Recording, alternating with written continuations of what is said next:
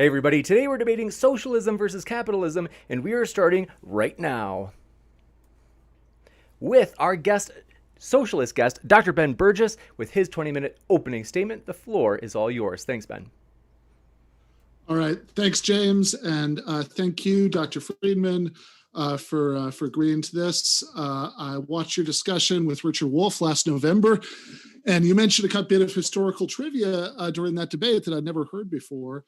And now that I know it, I thoroughly enjoy knowing it. And that's that pirate ships were essentially floating worker cooperatives with the pirates electing their own captains. This is now part of my standard spiel about socialism. I'll say we need to establish workers' control of the means of production, like pirates. And that, of course, brings us to an annoying terminological issue that we need to clear up to have an interesting debate.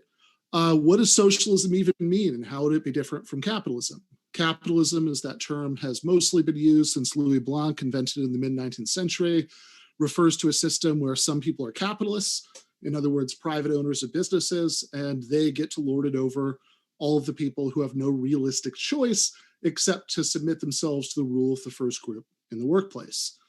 At least as I use the term, socialism means an economic system where things like factories, farms, banks, grocery stores are socially owned rather than owned by capitalists. For the sake of simplicity, I'll be referring to all that stuff as the means of production, although it also includes, of course, means of extraction, means of distribution, means of exchange, and so on. So social ownership can take a few different forms. If you have political democracy so that the state is socially owned, state ownership can be one form of social ownership, but a private worker cooperative is also a form of social ownership. The important thing is that democracy has been extended into the economic sphere so that for the first time since the agricultural revolution, we can achieve human societies that aren't divided into a subservient labor force and some sort of ruling class. Historically, socialists have disagreed with one another about quite a lot. Some, for example, have thought that the best form of socialism was one where the state owned every economic enterprise. Others, going right back to the very beginnings of the socialist tradition, to people like Bakunin, have actually been anarchists who didn't think there should be a state. But however much socialists have disagreed with each other about, they've all agreed that the goal should be a society with some form of social ownership, so there wouldn't be a class of people who owned the means of production and a class of people who had to put themselves under the thumb of the first group in order to make a living. So, what could feasible socialism actually look like? Well, there was the Soviet Union, of course, and other societies organized on the Soviet model in the 20th century, but there are multiple problems with that model. Most obviously, it lacked political democracy, so state ownership of the means of production didn't translate into democracy in the economy. But also, Soviet-style planning was, as my friend Bhaskar Sankar describes it, all thumbs and no fingers. Very good at churning out tractors and tanks very quickly, and thank God for it, or else the Nazis might have won World War II, but very bad at coordinating production with consumer needs, which is a big part of the reason that so many of those societies either collapsed in the late 20th century or, like China, reformed themselves into some sort of semi-capitalist hybrid. So even if that experience is mostly a cautionary tale, we still have plenty of models of successful socialization, at least of parts of the economy. We know from the experience of many advanced Western democracies that have successfully run these experiments over the course of several decades that state planning does actually work extremely well for at least some sectors like healthcare and education, where it's perverse and socially destructive to treat these things as commodities to be bought and sold, rather than treating them as things that everyone has a right to, funded by progressive taxation and free of charge at the point of service. I would argue that the so-called commanding heights of the economy, like banking and energy, should also be state-owned, although in all cases, I'd like to combine that with some degree of workers' control at the workplace level. And if we still need market competition between autonomous firms in order to produce the sort of consumer goods for which calculation problems seem to be the biggest issue, that market sector can at least be made up of worker-owned firms. And this vision can't really be objected to on the grounds that would run afoul of coordination problems or anything of the kind. We just have too much empirical evidence from too many countries that it's possible to nationalize parts of the economy without economic catastrophe. Indeed, we'll get in better results in important areas like healthcare than more pure free market systems. And we have too many examples of wildly successful worker-owned firms like the Mondragon Corporation in Spain for it to be possible to seriously argue that private firms can only function well when they're owned by individuals or partners or stockholders rather than when they're collectively owned and democratically operated by the workers themselves. Of course, I know that Dr. Friedman doesn't object to worker cooperatives when they arise within the rules of the free market. The same way, even a divine right monarchist doesn't object to a democratically elected parliament making certain decisions as long as the king chooses to convene that parliament and grants it leave to operate within those spheres. What a monarchist and a small r Republican having the 18th century equivalent of this debate would really be arguing about is not parliaments ever acceptable or not, it's whether the people need the king's permission to rule themselves. By analogy, what socialists and libertarians are arguing about is property rights. In other words, whether it's okay to bring about the social ownership of the means of production by taking businesses away from their current owners in order to either bring them under state ownership or convert them into worker cooperatives. And that's the real issue. Now, you could say, if worker cooperatives work as well as I think they do, why wouldn't they just become the dominant economic form through market competition? Well, a couple of reasons.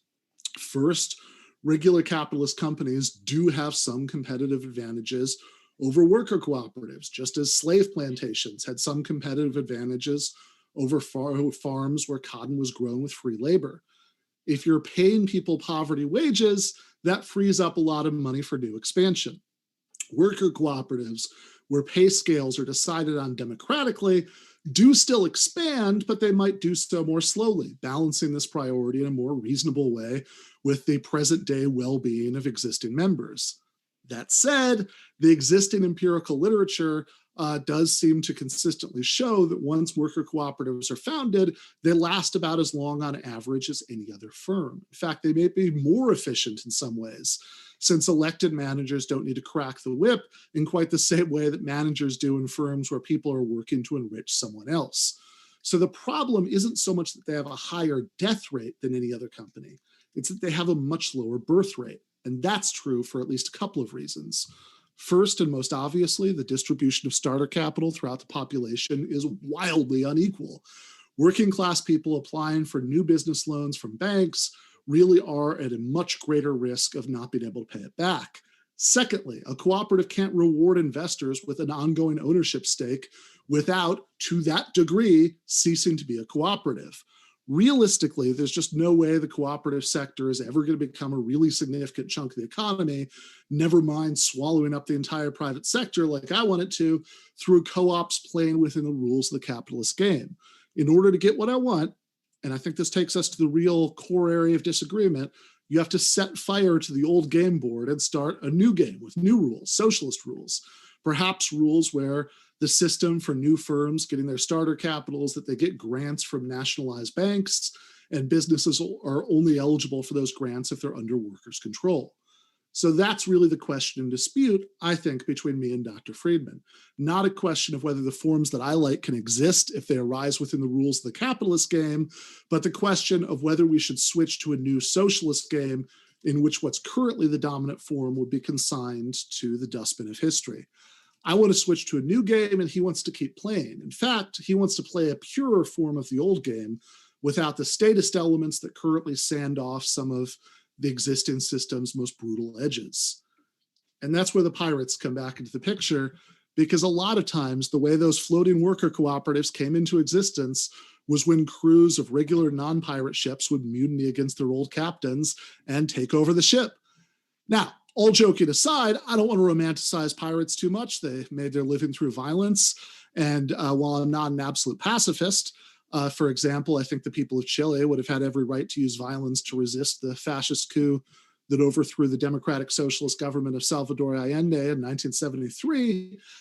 I certainly don't like the way those mutinous crews had to make a living once they could no longer operate within the legal economy. But for the mutinies themselves, I have nothing but sympathy. whether we're talking about naval ships where the mutineers were conscripts, or regular merchant ships where they were essentially economic conscripts, too poor and desperate to turn down the deal, even though that deal meant they had to endure an absolutely brutal form of petty tyranny at sea.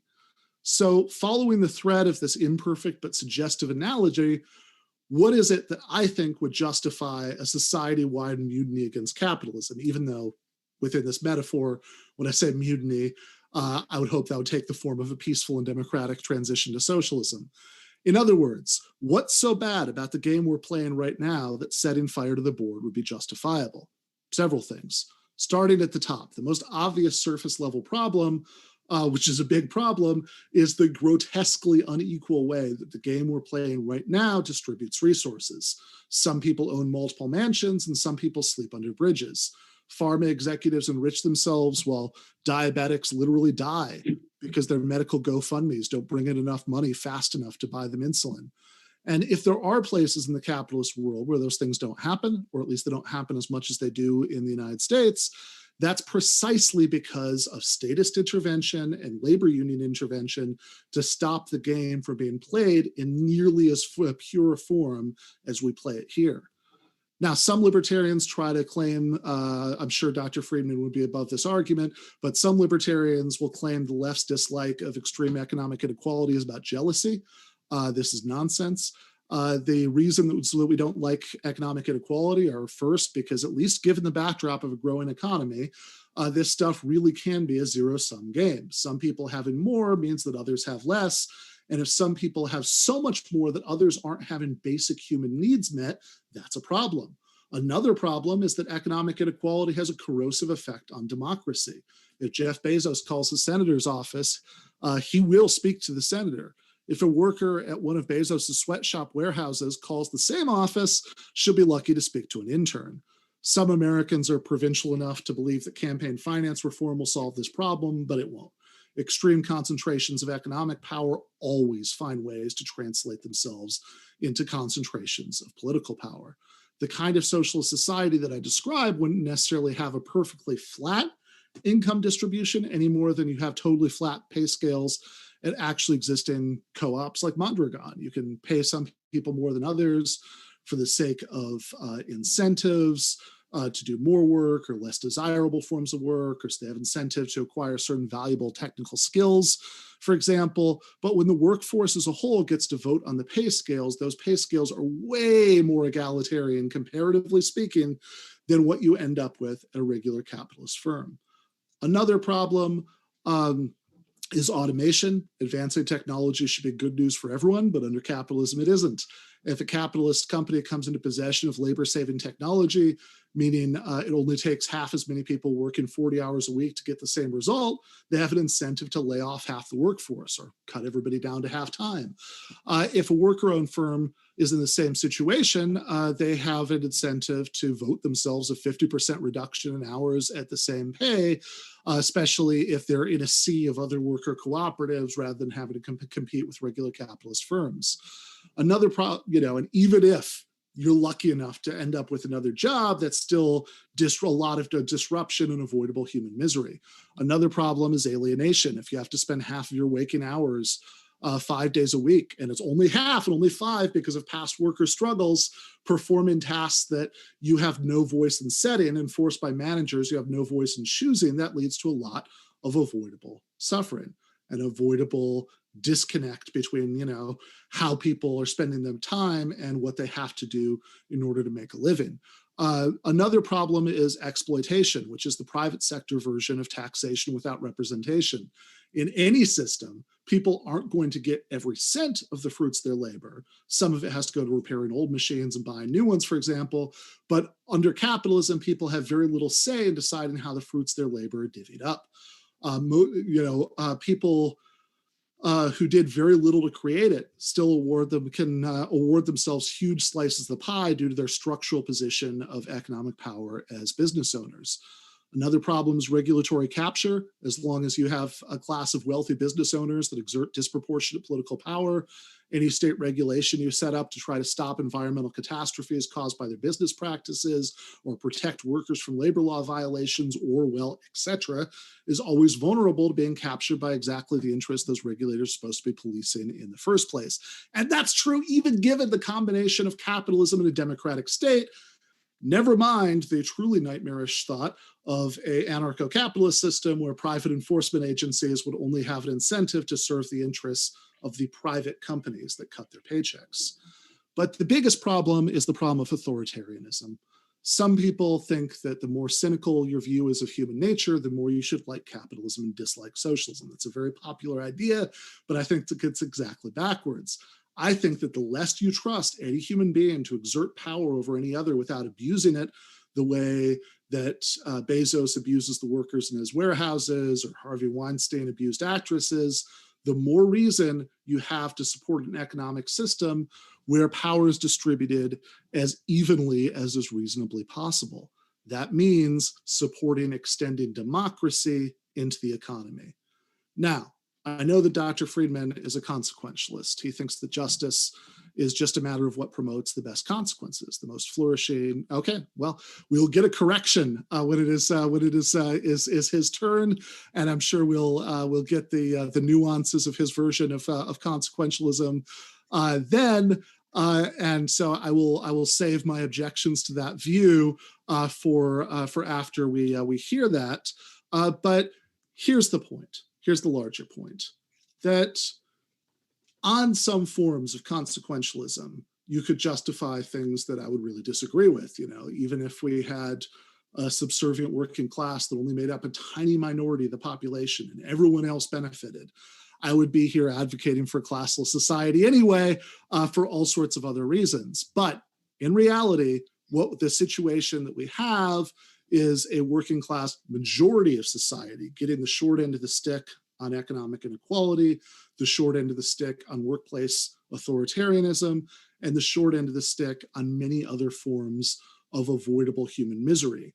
So I would argue that even in crudely consequentialist terms, never mind what I'm sure will be the beautifully nuanced version that we'll hear from Dr. Friedman, the crew of this particular ship has every right to mutiny.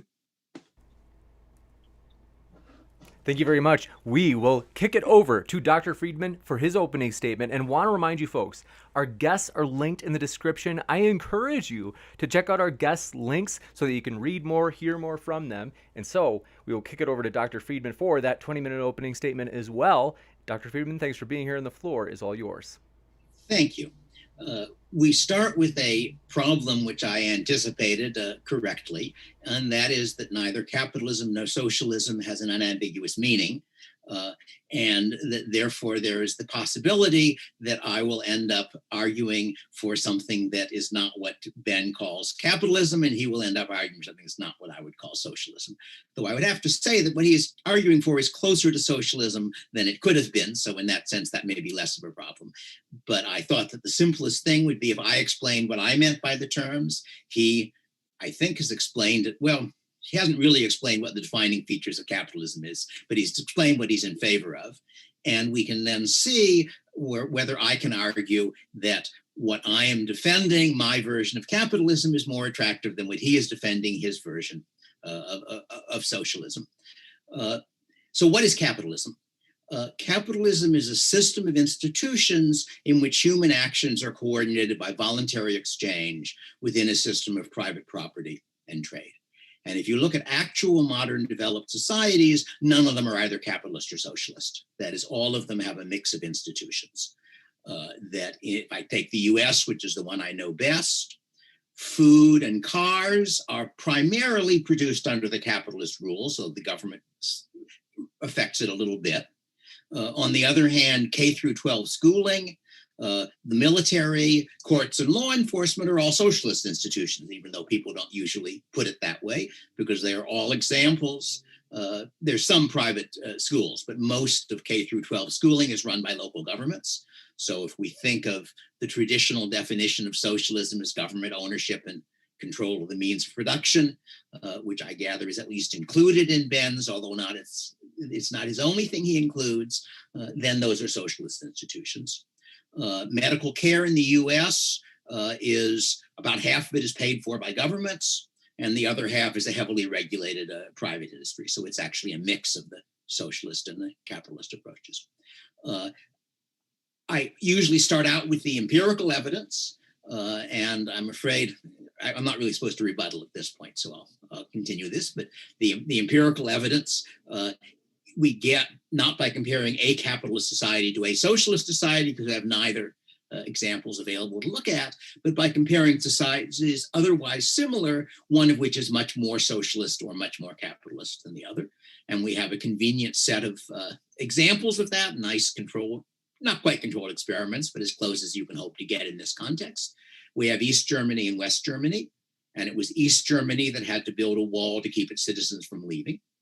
We have South Korea and North Korea, which is a similar situation where North Korea is desperately poor by comparison with South Korea. And we have, perhaps most interestingly, the multiple Chinas. We have Maoist China, which you can compare to Taiwan, Hong Kong, and Singapore. All three of those were enormously more successful societies for their population. And all three of them were under physically less favorable circumstances. That Hong Kong had about, at least when I looked at the numbers quite a while ago, Singapore had the highest population density of any country in the world. Hong Kong, which was not a country, had 10 times that density. So China has a huge population, but it's also a huge country. So in just material terms, China should have done better. In fact, Maoist China was desperately poor, had famines with tens of millions of people dying. And the other three were all relatively prosperous society. But we also have the comparison between Maoist China and post-Maoist China, that when Deng was told that there was a serious problem with people running away to Hong Kong, his response was not, let's put in more troops on the border, but what can we learn about what they're doing so we can do our system better?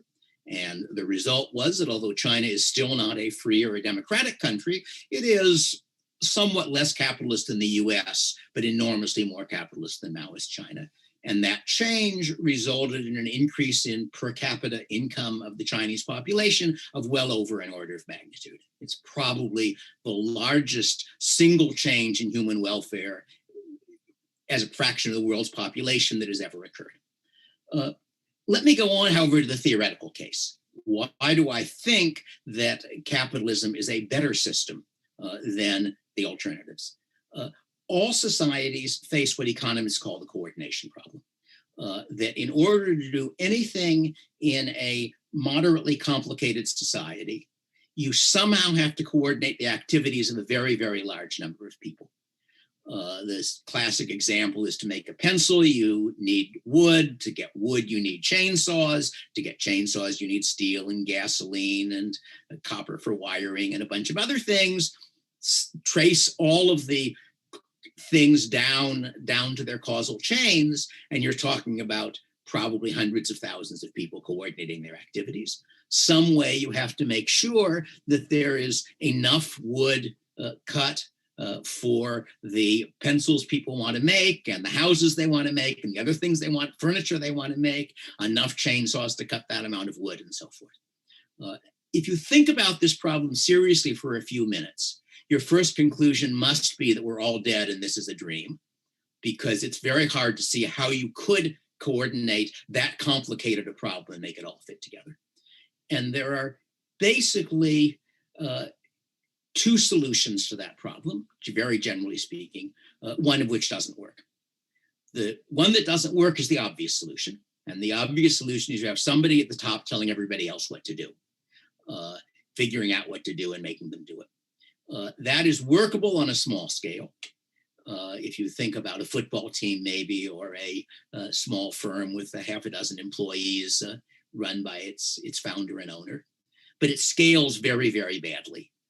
As the hierarchy gets larger, it becomes harder and harder for the person at the top to know what the people at the bottom are doing, or what they should be doing, or whether they're doing it.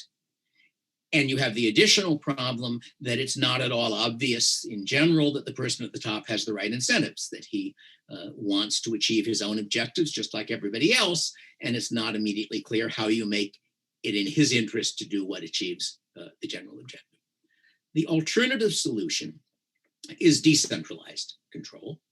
And you can start out by imagining the easy case, which is a non-interdependent society where everybody sort of is his own little farmer out in the woods or something.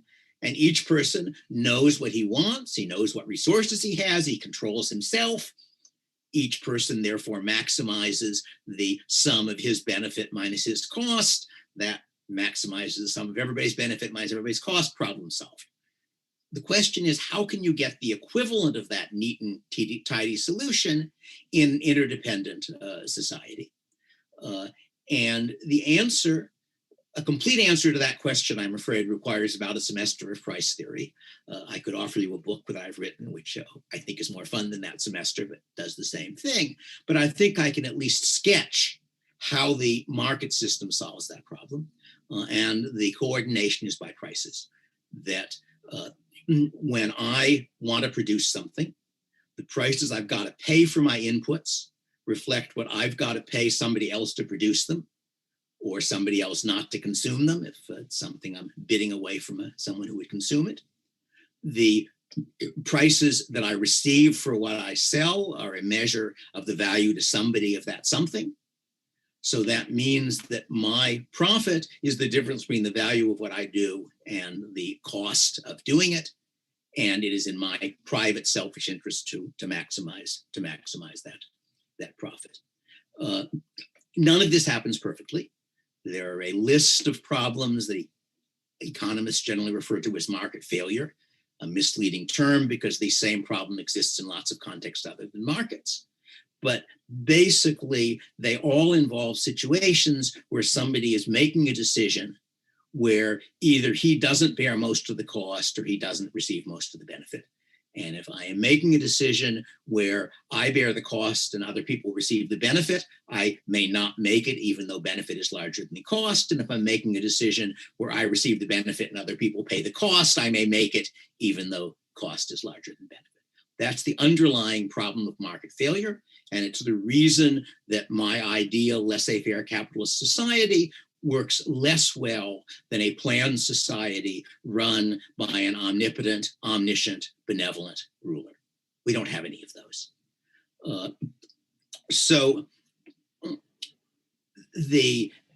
Let's consider the alternative. And socialism, as I generally define it, I suspect what Ben is proposing is, in a sense, a mix of the two, like most systems. But socialism is a system where the allocation of resources is controlled by political mechanisms. The traditional economic definition is government ownership and control of the means of production. And there are no pure socialist systems in that sense, just as there are no pure capitalist systems. Even in the Soviet Union under Stalin, there were lots of individual decisions, such as what are we going to have for dinner tonight, that were made by individuals, not by the state. I think people even got to decide who they would marry, although that's clearly an important part of the means of production, since after all, your society needs people. But some systems are much more socialist than others. Let me make what I think a general point, which is not limited to arguments about capitalism and socialism, but applies there as well. And that is that it is not legitimate in your argument to specify the outcomes. You have to specify the institutions and then show the outcomes you want will occur. So, for example, I don't get to specify a capitalist system where all the rich people are generous and they solve the problems of poverty by giving lots of money away, unless I can show a reason to expect that to happen. But similarly, you don't get to specify a socialist system that helps the poor. We know that in fact, governments quite frequently transfer up the income scale rather than down, public universities, state universities are heavily subsidized, and they are on the whole used by the children of the top half of the income distribution, not of the bottom half. The most striking example of this that I encountered was India. India has been an officially socialist state from the time the state of India was created. And when I visited India, my impression was that it looked to me like a socialist description of the horrors of capitalism. I gave a talk in a business school. It was inside a beautifully landscaped, forested, open area, maybe, I don't know, a half a mile aside, quarter mile aside, I didn't measure it, but something on that scale, surrounded by a high wall with barbed wire on top of it to keep out the population. And that was the actual outcome of a system that regarded itself as socialist, was run by people who call themselves socialists, and nonetheless ended up with massively more inequality than, say, Hong Kong or Taiwan or other developing and developed countries that they didn't have that view. So the claim I'm going to be arguing is that not that my system is perfect, but that a realistically imperfect version of my system is superior to a realistically imperfect version of yours. I enjoyed looking over a bunch of Ben's web stuff. Neither of us likes culture war very much. We have both been mistreated by Facebook. Facebook has, for a while, told anybody who tried to link to my web page that it was inconsistent with web pages, I forget the term they use, but community rules or something. Mostly people were linking to material on medieval cooking, and I never quite figured out how that was inconsistent with the social rules of Facebook, and they never told me, and eventually they stopped. And I gather that Ben had a somewhat similar experience. But on the other hand, when I looked at where Ben went from that, what he said is, it's a good thing if we have not only the First Amendment, but also diversity in opinions in general. And it would therefore be better if Facebook did not try to censor opinions, a view I happen to agree with.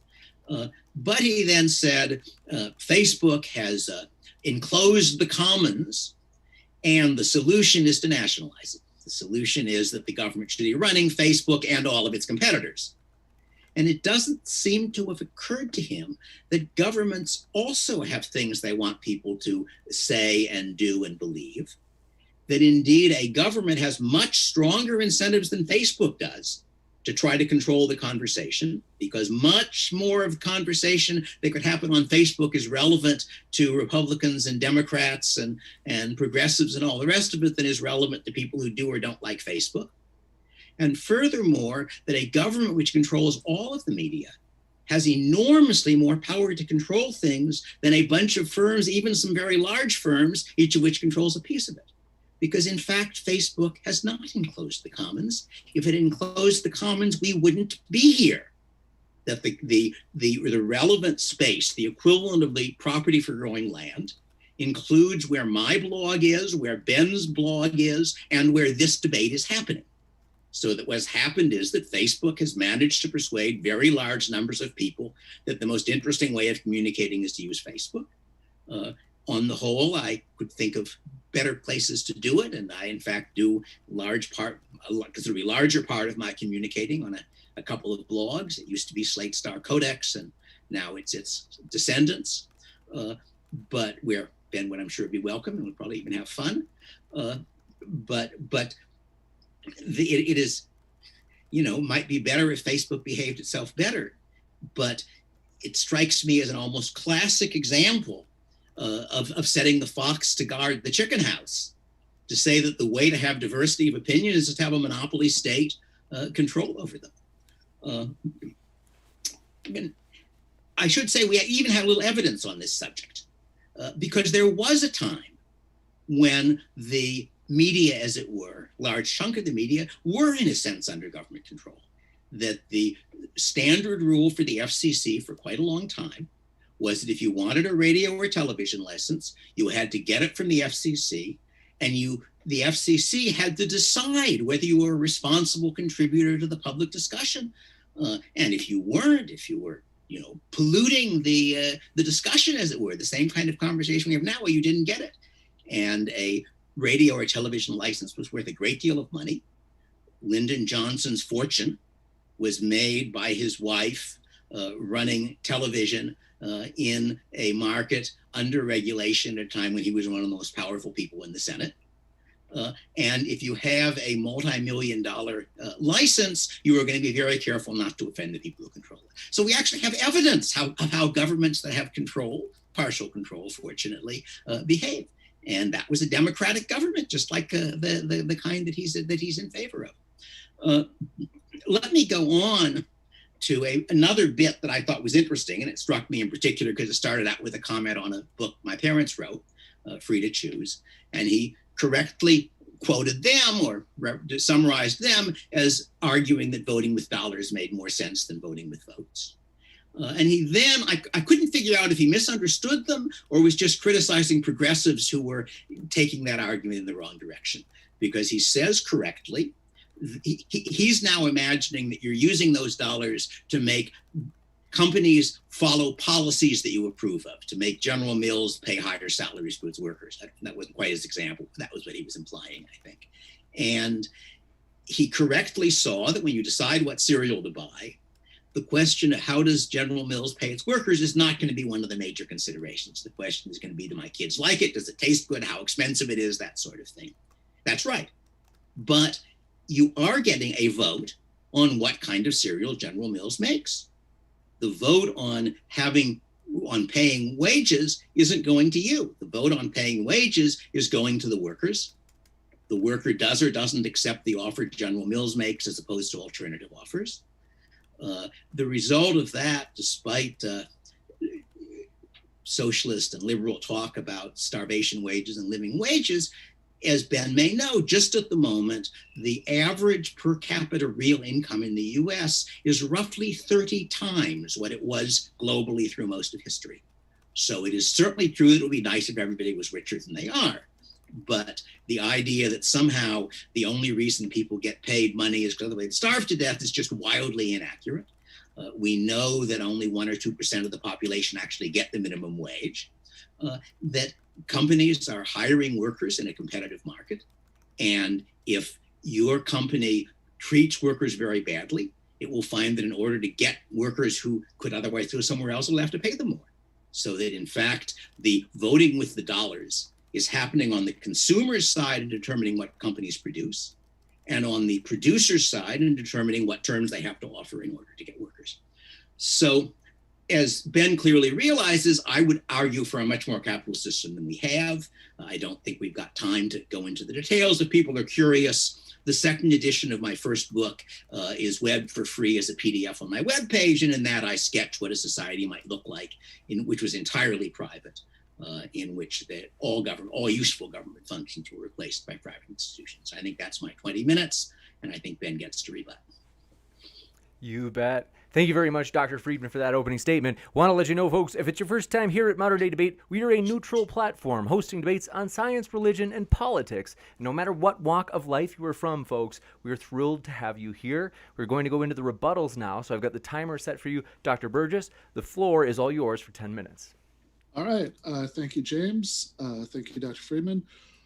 So I want to, I think, start at the start where I started my opening statement, which was at the semantic issue, which is not where I like to spend most of my time. I would almost always rather prefer to argue about the things than the words that we use to describe those things. But I do have to say, it is just not historically accurate to say that the central historical definition of socialism was government ownership of the means of production. If you think this is the case, it must be very confusing that going right back to the beginning of the socialist movement in the 19th century, you had people like Proudhon, people like Bakunin, you had people like Emma Goldman and Alexander Berkman in the 20th century, people like Peter Kropotkin, people like Nestor Makhno, who were all anarchists who considered themselves to be socialists. And in fact, historically, most people who called themselves anarchists also thought of themselves as being socialists. I'm pretty sure that's still true globally. I understand in the United States, we have people who call themselves anarcho-capitalism, but this is just one of those American eccentricities. So I think historically, what has been meant by socialism whether people wanted it to take the form of state ownership, the form of cooperative ownership, some combination of those forms, some third thing, was social ownership, was not having a division of society into workers and business owners, not having labor be alienated from capital, which is a defining feature of capitalism. So there was a claim that we hadn't really talked about what makes capitalism capitalism. It's certainly not the existence of markets, which they had markets in ancient Rome. I haven't heard anybody refer to that as a capitalist society. It's the fact that the main form of social organization, the mode of production, has been wage labor as opposed to slave labor or serf labor, or as opposed to the kind of genuinely free labor that you get under socialism, where people don't have to submit themselves to the rule of a petty tyrant in the workplace in order to make a living. Now, I really, Dr. Friedman talks about capitalism as a system where human action is coordinated by voluntary exchange, but just talking about voluntariness is not very informative, right? I know that Dr. Friedman is a consequentialist of some sort. I still want to hear more about that, but most libertarians, when they talk about voluntariness, this is like a principle for them, that you have to have, that you have to have voluntariness. This is the non-aggression principle. And the problem, of course, with that is it's completely vacuous, that you only know whether something's voluntary when you know how things should be distributed in the first place. I know that sounds like a counterintuitive thing to say, but if you start thinking through the details of these kinds of in-principle libertarian views, that is the problem. After all, when they say you can't initiate force against another person or their property, well, what does their property mean? It can't mean against what's legally their property, or you can't say taxation is theft because a certain portion of my income legally the IRS is entitled to. You can't say property that just happens to be in somebody's possession, because if so, recovering stolen property would be morally illegitimate. And no libertarian thinks that.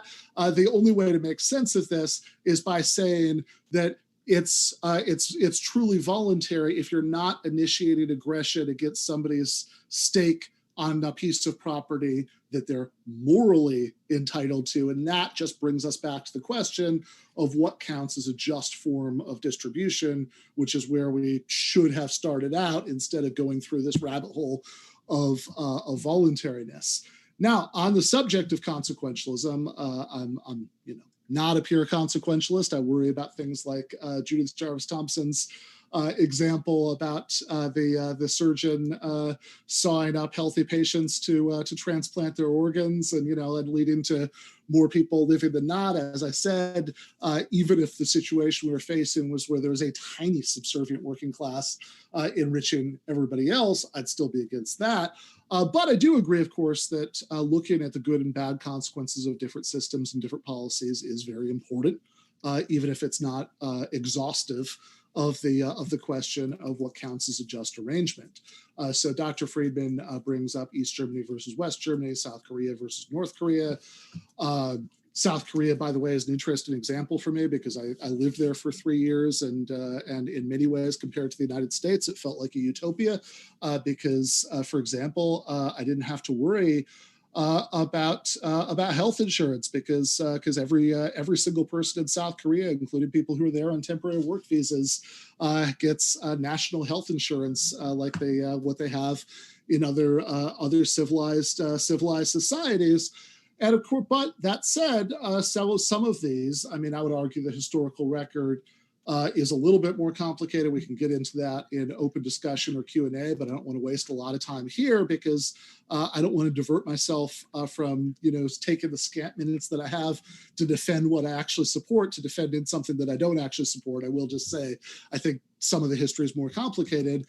So just to give a small example that if you want to talk about the great advances made by Deng's China in advancing human welfare, which is certainly very real, you also have to confront the fact that no society without such an outsized state role in planning the economy, despite the market elements, has made those rapid advances. Now, no society on the old Soviet model made them either, which might suggest that the magic combination is of state and private elements is closer to what exists in China. And the question that I would ask is whether we can have those economic benefits without the hierarchy, economic inequality, despotism, et cetera, that exist in that model. But he also he talked about top-down planning versus voluntary cooperation, and I think that unfortunately, whereas I'm not a big fan of top-down planning, I like democracy in both the political sphere and the economic one. I'm afraid that the evidence doesn't really support the idea that you can also only have functional, thriving economies without too much top-down planning, because we look at something like Walmart, which has a larger internal economy than Sweden does, and is entirely run by top-down planning. It interacts with an external market. You could say the same thing about the Soviet Union. Then it looks to me like if we don't like top-down planning, which I certainly do not, I like any element of planning that might have to might exist to be bottom up and democratic. We have to argue against that in some form other than tyranny leading to economic catastrophe, because it does not. I do like what he said about not specifying outcomes, that we shouldn't just help ourselves to the assumption that things will work out in certain ways. I think that's a good methodological principle. As far as is humanly possible, we should try to respect, and obviously you have to do some extrapolation, but we should try to respect the outcomes in the real world. So I did want to make a last couple of points about that in the brief amount of time that I had left. So we don't just want to compare relatively laissez-faire systems like the United States with North Korea or Stalin's Russia or what have you. You also want to, and by the way, India has never not been a predominantly capitalist economy, in terms of where most people had to go to work, etc. But you also want to include social democracies, not because social democracies such as Norway, Sweden, Finland, etc. aren't still capitalist countries. They are, but because they do have much more significant aspects of public ownership than countries like the United States. Several of these countries, for example, have nationalized healthcare systems, which work marvelously better than what we have in the United States. If you want to talk about people fleeing from East Germany to West Germany, you also have to talk about the fact that once you've got nationalized healthcare systems in Western democracies, people like them so much that even the conservative parties have to pretend to support them, or else they would never win another election ever again. Now, I don't want to stop at social democracy because I think that it still has a lot of the problems that I talked about earlier. I would argue there are also pragmatic reasons not to stop at social democracy. Again, we can get into that.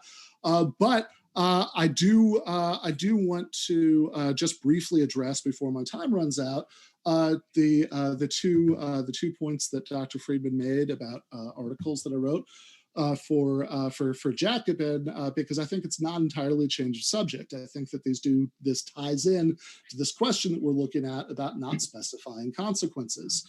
So take the social media case that Dr. Friedman thinks he thinks that it's not enclosing the commons because there's other stuff that's out there. I would argue that even the literal meaning of enclosing the commons doesn't necessitate enclosing every bit of the commons. The fact that it's most of what's used is enough. But is enclosed by relatively few corporations, including the bit we're on right now, right, which is YouTube, of course, he says that people choose to use these instead of the others. That's an important point. If we have time, I want to get back to that at the tail end. But As far as the free speech issue, he is quite right that we can look at the history. So when the FCC that he reviles so much enforced the fairness doctrine, you had a much greater political diversity of ideas expressed on the public airwaves than you did afterwards. You can only have something like Clear Channel, where you have to drive hours in any direction to not get exactly the same lineup. I'm going to give you. Oh, sorry, James, are you speaking? You're muted. Pardon my interruption. I lost track of time. I suspect that I'll give you a 30-second warning, and then I'll give Dr. Friedman the extra kind of time cushion as well. Sorry about that. Okay, well, I know that he went to, I believe, 7:35. Is that right? Am I remembering that wrong? I've been timing it on a stopwatch, and it was exactly 20 minutes. Okay, well, I went to 7:14. So if you were timing with the stopwatch plus what he did in between, well, anyway, regardless, we're just about getting up to the end of the time. So I will just very quickly say this, that if you look at what happens in the actual world, in the public sector in the United States, free speech is doing vastly better than it is in the private sector. Dr. Friedman mentioned public universities, for example. You cannot legally be fired from a public university for your political views. You could sue them, as, for example, when Ronald Reagan, as governor of California, tried to get Angela Davis, fired from the University of California system for being a communist. The court successfully resisted that. They later came up with a different pretext. That too was reversed. But this is the kind of protection that people do not have in the private sector. In the private sector, generally speaking, there are no protections whatsoever against that sort of thing. If you brought Facebook and Twitter into public ownership, doesn't necessarily mean you'd have a monopoly, because as you point out, these do not between them make up everything. But if you brought these into public ownership, then the First Amendment would legally apply to what happens in there. And historical experience tells us that that is much more effective than relying on the benevolence of private sector owners. I'd like to talk about voting with dollars, but we'll have to do that during an open discussion. Thanks for your patience with me, guys. But I am able to look back at the stream, though. So that's one good thing, is that it was about 13 and a half to 14 minutes or so that I've got. So we'll give Dr. Friedman the same kind of flexibility on that rebuttal statement. And so, Dr. Friedman, thanks for your patience, and the floor is all yours. Sure. I don't rely on the benevolence of anybody. I rely on the selfishness of the people running Facebook who want to have lots of customers in order that they can sell advertisements. I ought to say something a little bit about the consequentialist issue, because it's a common enough misunderstanding. I used to get accused of being a utilitarian, which in spite of the fact that the index entry in my first book under utilitarianism is why I am not. My view is that the arguments for my consequentialist arguments are strong enough so that they imply that almost whatever your moral beliefs are, you ought to be on my side. That is, I think that market systems work much better than the alternatives. That I do not think that there are clean, persuasive arguments that show what moral beliefs are right. In fact, I would have said that Ben demonstrated that point nicely in his brief attack on some versions of libertarian arguments, so that I agree with some of the moral intuitions that go into not initiating coercion and so forth, though I think they're overstated for reasons I've discussed in print for a long time. But I don't want to base my arguments on them, because I have no way of persuading Ben or anybody else that they're true. Whereas I do have ways in which, given enough time, I would hope to be able to persuade Ben that he would get more of what he wants with my system than with his. And I think, therefore, that's a more sensible strategy. Ben's basic proposal, if I understand it correctly, his version of socialism, is a mix of state socialism and workers' co-ops. And with regard to state socialism, he apparently believes that the American public school system is very well run, that it really does take $12,000 or $15,000 per pupil to babysit kids and give them an opportunity to learn some things. That the post office, of course, is well run. His basic argument seems to be that he thinks that European state medical systems work better than the US. To begin with, most of the European medical systems are not, in fact, wholly state systems. Canada is, and Britain is. But if you look at the other European countries, they're in fact a mix of private and public. And the US is certainly not a private system. The US healthcare is heavily regulated in the private section, and large parts of it are in fact public. In fact, as I'm over 65, my health insurance is in part public because I get the opportunity to have Medicare. So we don't have that comparison. What is true, it is not true, incidentally, that the US healthcare system works much worse. If you really look at those comparisons, they don't show that. What is true is the US healthcare system is more expensive, quite a lot more expensive. And that is an anomaly, and it's an interesting issue. And if we had more time, maybe we could discuss reasons for it. But I don't think it's true that in general you have examples of state socialism working well.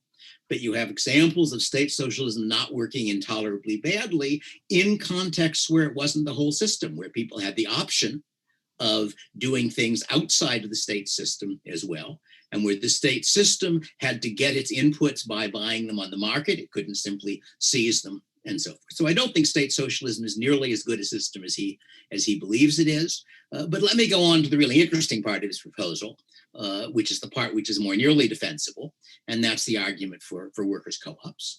We actually have a real world example, a much better example than Mondragon, because Yugoslavia was a communist system based on workers' co-ops. It was not a democracy. And it worked significantly better, I think, than Stalinist Russia did, but significantly worse than other countries using a free market system. So I'm glad that Ben realizes that one of the weak parts of his argument is explaining why the workers' co-ops don't already dominate the market, given that they are entirely legal. Some of them exist in various contexts. And he basically has two arguments. The first one, I should say, I answered almost 50 years ago in print in my first book. These are not new arguments, although they're still interesting arguments. The first one is you don't have the capital. Different industries, different firms vary a whole lot in how much capital it takes. That if you are a computer programmer, for a good deal of programming, you can do the stuff you do with things you already own. I could do fairly high-level computer programming on my desktop. And in fact, startups do exist, and they generally do start up fairly small. Workers, Ben talks about things like slave labor and starvation and such. The per capita real income in the US, as I think I've already mentioned, is about 30 times the global average through most of history.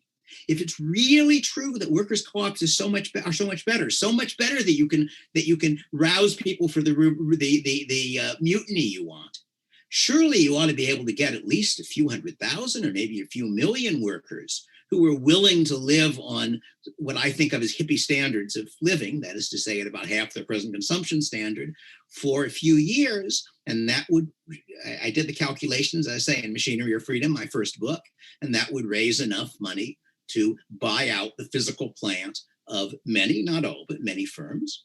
Once you have that, presumably, since in your view these systems work much better, they would be in a position to lend money to other workers who are trying to establish other workers' co-ops. So it is certainly true that having people available to lend you money is useful, but I expect Mondragon can probably borrow money on the ordinary capital market. But if they don't, if your system is really a whole lot better, as you seem to think it is, you ought to be seeing a whole lot of it and more and more. Second argument is, but they have the disadvantage that they can't pay their workers slave wages. Well, if it were really the case that the competition was paying slave wages, where do you think the workers would choose to work? That if it was really the case that your workers' co-op was able to pay $20 an hour to people who are now getting $10 an hour, which I think if you look at the actual calculations for most firms is not very believable, because profits of firms are normally not nearly as large as the wage bill.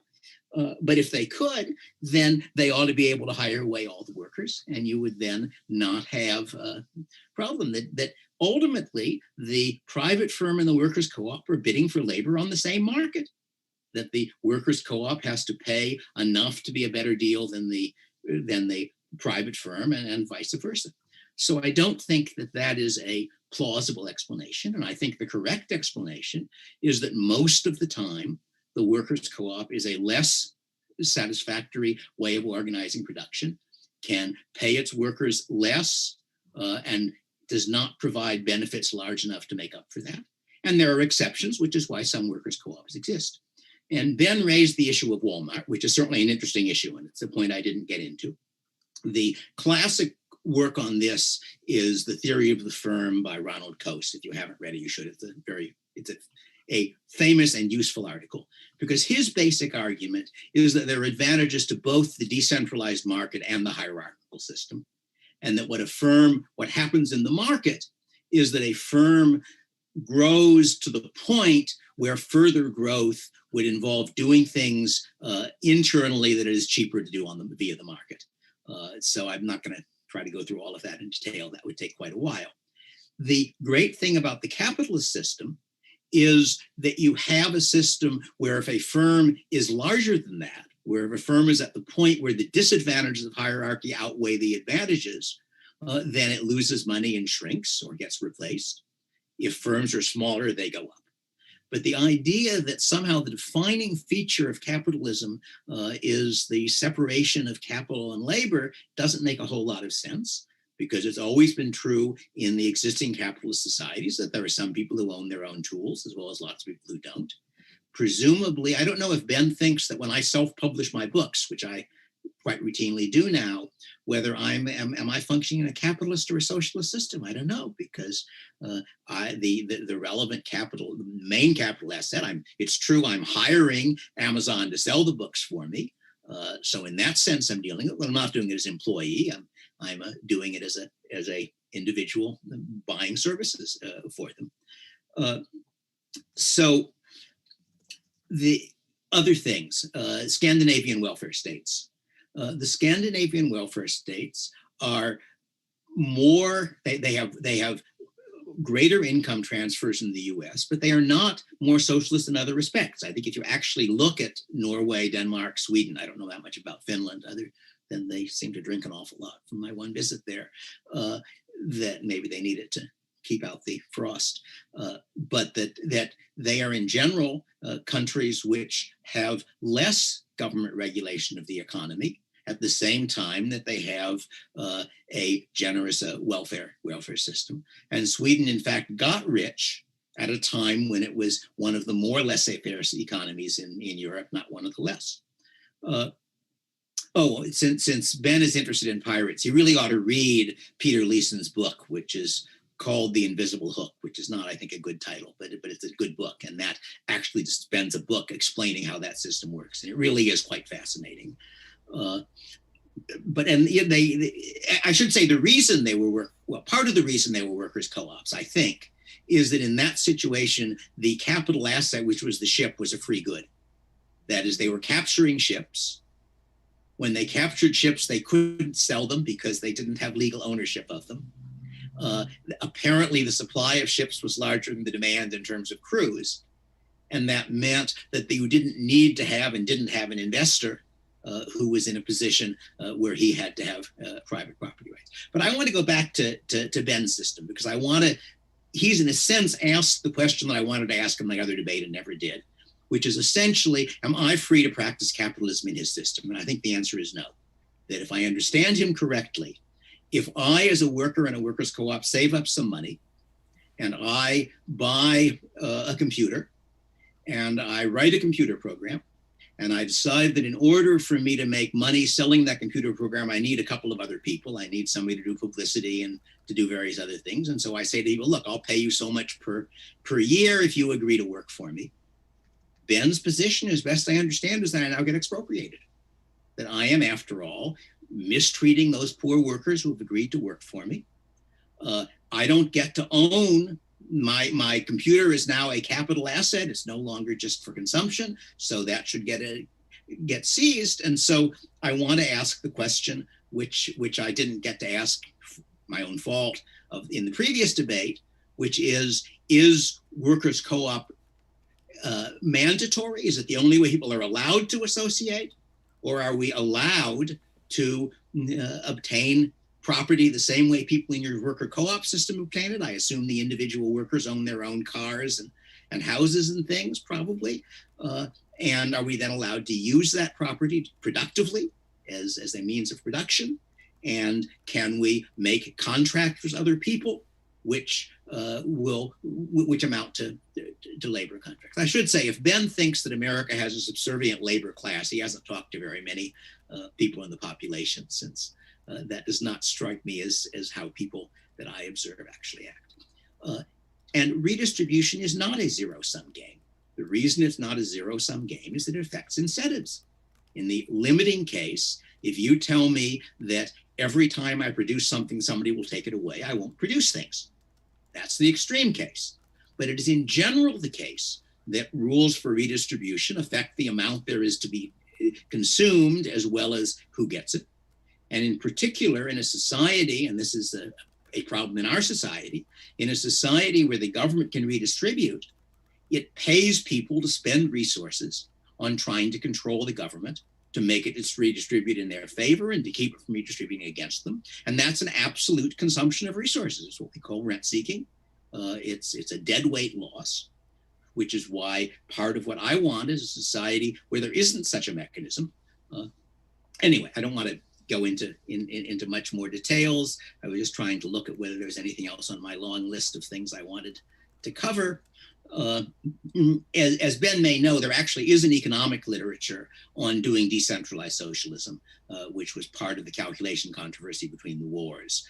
And it essentially involves the socialist bureaucrats pretending to be capitalists. And the problem with that is, why would they choose to when that isn't the best way of achieving their objectives? But that would be another long story. I think I've just run out of time. So let's continue this as an exchange. You bet. Thank you very much, Dr. Friedman. And we will jump into the open discussion section. And want to let you know, folks, if you have not hit that subscribe button yet, do hit that subscribe button and that notification bell, as we have many more exciting debates to come. For example, next week, you will see right here at the bottom right of your screen, we are thrilled. It is the first time that we'll have a debate on the controversial topic of the death penalty. So that should be an exciting and interesting debate, and we will go into the open conversation. So thanks so much to our guests who are linked in the description, and the floor is all yours. Thanks, guys. Yeah, so, well, first of all, I just wanted to say that the post office actually is a magnificently effective institution. It's certainly, there's no remote private sector equivalent for or organization. You are aware that the private sector post office is against the law.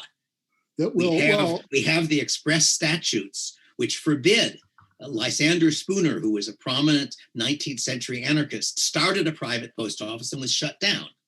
Yes, but if you look at more recent history than Lysander Spooner, and you notice the existence of things like FedEx and UPS, and none of these things. They can do package delivery, but will do anything remotely equivalent to taking a parcel taking a letter from California to Alaska. They are not allowed to. They are allowed to take a parcel from California to Alaska, and they do.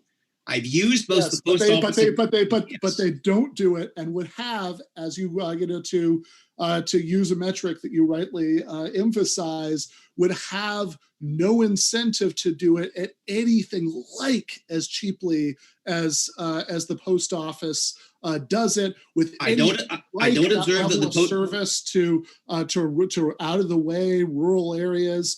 The post office is a magnificent success story for. Why do you think that people who choose to live places that are far away ought to be subsidized to the expense of people who don't? It's certainly possible. I do not know. I don't think UPS actually does discriminate in its package prices by how far away you live, but they could. But I don't see anything particularly wrong with it. If you choose to live your life in a way that imposes costs on other people, if you want to get your mail, then it's perfectly appropriate. You should pay 20 cents instead of 10 cents for your for your Okay, letter. But you don't seem to realize that first-class mail is illegal for private firms. We switch the goalposts from the private sector would, in fact, provide the equivalent. The private sector is competing with to the entirely different claim that it's okay if we had only the private sector equivalents. It would be okay if they didn't provide that service because it's not one that people should expect, which I take it is conceding the central point. The private post office, where the private competitors, where they are allowed to compete with the post office, compete with it and provide services that, at least in my experience, are at least as good and as reasonable a price. You are correct that a private post office might choose higher prices for sending mail to more remote places, although I think the evidence of their current package delivery prices suggests that that's more trouble than it's worth. But I object to the idea that it is somehow immoral for somebody who chooses to live someplace where the postman has to spend an hour to get to him to pay a higher price for receiving mail than someone who lives someplace convenient. It seems to me perfectly reasonable that individuals should bear the costs of their decisions. Okay, but if we're interested in outcomes, then this is an extremely good outcome that you get with the public post office that I think that you've granted we would in all probability not get from a private post office. Getting mail in Alaska for 50 cents instead of 80 cents is not an extremely good outcome. Okay, a mildly desirable outcome for people in Alaska and an undesirable outcome for people who are paying for it. If you believe that transferring $1 private sector equivalents would put to as many distribution centers and as many out of the way places, and that any price difference would only be a matter of 50 cents to 80 cents, all I can say is that I am deeply skeptical of that. And I think that the history of privatizations in the real world does not support that. It's your view in general that cross subsidies are somehow virtuous, that if I choose to do things such that make delivering a service to me more expensive, it is wrong for me to have to pay a higher price for it? My view is that it's extremely good that we live in a society where we have an institution that guarantees that we can get low-cost mail delivery across the entirety of the society, and that I'm not at all confident that you would have that extremely good outcome. In fact, I think it's very strange to think that you would have that outcome in a society without a public post office. And it's very strange to think that in a market where the socialist institution has made it illegal for private firms to compete, that you can then judge what you would have with private firms, especially when we can observe the part of the market where private firms are allowed to compete, and we observe that in that area they do in fact do the job.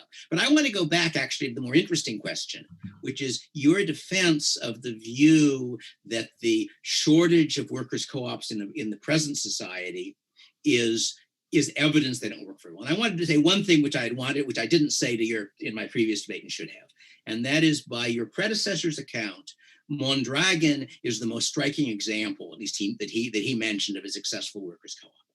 By his account, Mondragon is the 6th largest firm in Spain.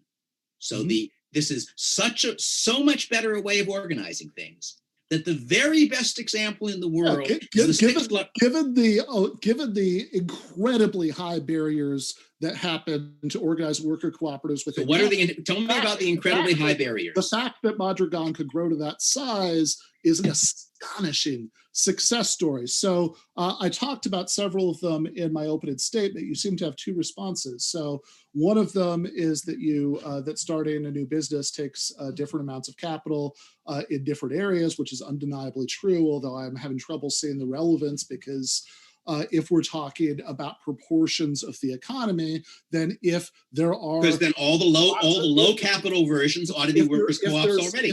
If there are lots of places where it's fairly low, lots where it's higher, then it stands to reason that is something that would drive it down overall, especially given the structural problem about investment that we discussed. And you talked about how if worker cooperatives can have more egalitarian pay scales, workers would choose to work there. But of course, this assumes an economy where you have a big worker cooperative sector. No, it does, because doesn't have to be big. The first workers co-op can do it too. Because my entire contention is that in terms of this area, is that structurally playing on the rules of the free market game, that it is much easier to organize a traditional capitalist firm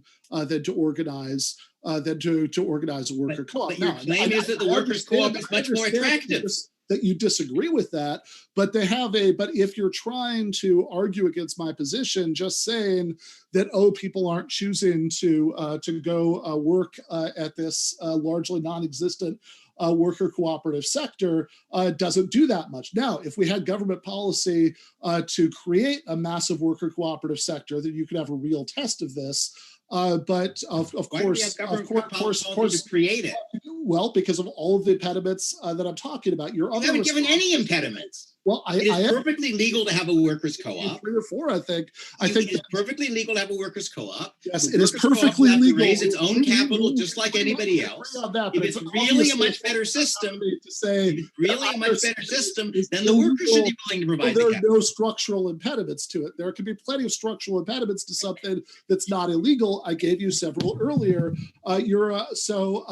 You granted that investment was an obvious structural impediment, an obvious structural advantage of traditional capitalist firms over worker cooperatives. You granted that there are areas of the economy where you need more starter capital, and so that's an impediment. Your only other an impediment. There are areas where you need less starter capital. Other than what you just said. If A is bigger than B, then B is less than A, right? Only response that I heard was that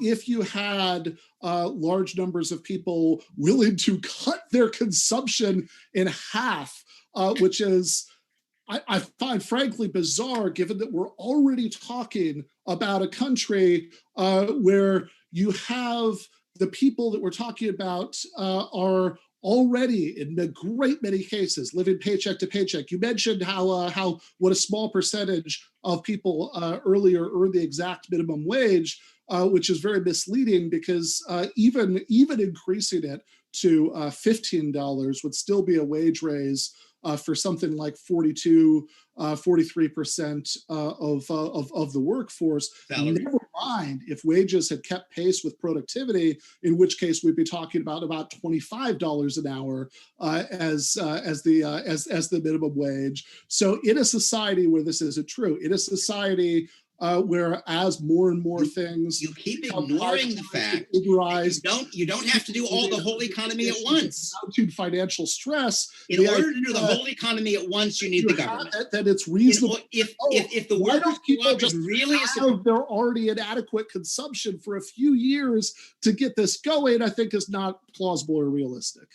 You're ignoring the fact that in a economy and a society which varies a whole lot, if you were right, then those parts of the economy where it's easiest to do, and those are going to be parts of the economy where people are not at very, very low wages and where you don't need huge amounts of capital, then you would see all of those turning into workers' co-ops.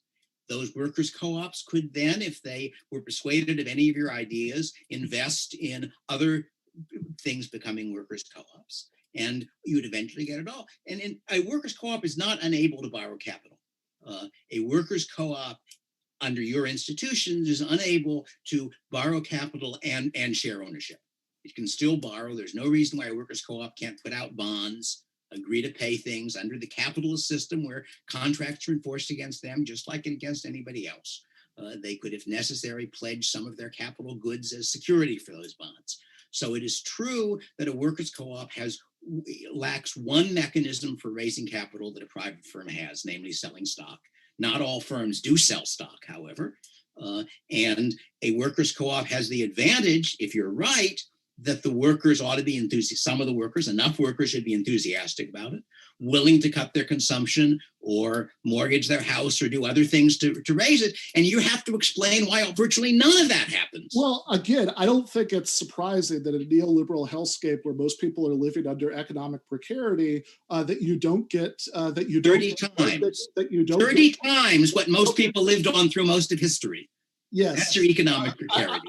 I find it baffling what it is that you think that stat is supposed to show. You have a variety of places in the world today, some of which, by the way, very much included Scandinavia. This idea that that Scandinavia is less laissez-faire is largely false. But they have where you have consumption greater than the global average for most of history. But if the argument we were having was which is better, keeping capitalism or regressing to feudalism, then comparison to what existed for most of history would be relevant, since the argument that we're actually having is it better to stay with capitalism or to move forward to democratic socialism? I'm sorry that you have not followed the argument. The majority of argument we're having is not relevant. Yes, for the majority of human history, most people had. We're living under. The argument we are having at the moment is whether the lack of workers' co-ops in a modern society is evidence against your idea of workers' co-ops. I'm sorry, I didn't hear that last part. The argument you're having at the moment, you're completely missing the argument. The argument we're having at the moment is whether you can dismiss the lack of workers' co-ops as evidence on the grounds that workers couldn't possibly raise the capital to start their own firms. And from that standpoint, it is relevant that current consumption levels are enormously higher than people lived on in the past. And that therefore people who are really dedicated to and willing to suffer for a few years in order to get a much better system, many of them raise the money. I already pointed out they could borrow money just like. But first of all, borrowing money is very far from dispositive in this case, because that was one of the first things that I addressed, that this is actually something that the uneven distribution of starter capital is very relevant to, because borrow money on bonds. They can't borrow money on stock. No, I'm not talking about selling stock at this point. Even before I made the point about selling stock in the opening statement, pointed out that in applying for loans, most working class people really are a much bigger risk for not being able to repay than people who start out with more money. And if you're talking about the question of whether or not it is the case that it is that it's a realistic expectation that the way that people would choose to transition to this would be to cut their consumption in half, which, by the way, I just want to briefly point out is actually a disguised form of the voting with their dollars argument. So I hope we get into that too. That if you're talking about whether that's a realistic expectation, the fact that present consumption is much greater than consumption at earlier points in human history is sublimely irrelevant, because for it to be relevant, it would have to be the case that earlier in human history, most people would have been in a reasonable position to do that. If you're not making that claim, I don't see what it has to do with anything. I'm sorry that you do not follow the argument. Let me go back to a point that I wanted to get your response to that I made in my. I think I followed it, but demonstrating that I made in my rebuttal. And that is, am I allowed to practice capitalism? So you're presenting this. So first of all, let me get so there's no doubt or ambiguity about whether I'm giving you a clear answer. I think that there are people like David Schweikart, for example, in his book After Capitalism, who would say, well, if you have an economy where the dominant form is not wage labor, then any wage labor that crops up in that sense would be truly voluntary in a sense that it would not be right now. So that would be fine. But I am perfectly comfortable, saying that it's not the that just as all civilized societies stop people from either paying below the minimum wage, either by the Scandinavian method through incredibly strong labor unions with vastly more favorable labor laws, or by the American method and having minimum wage laws.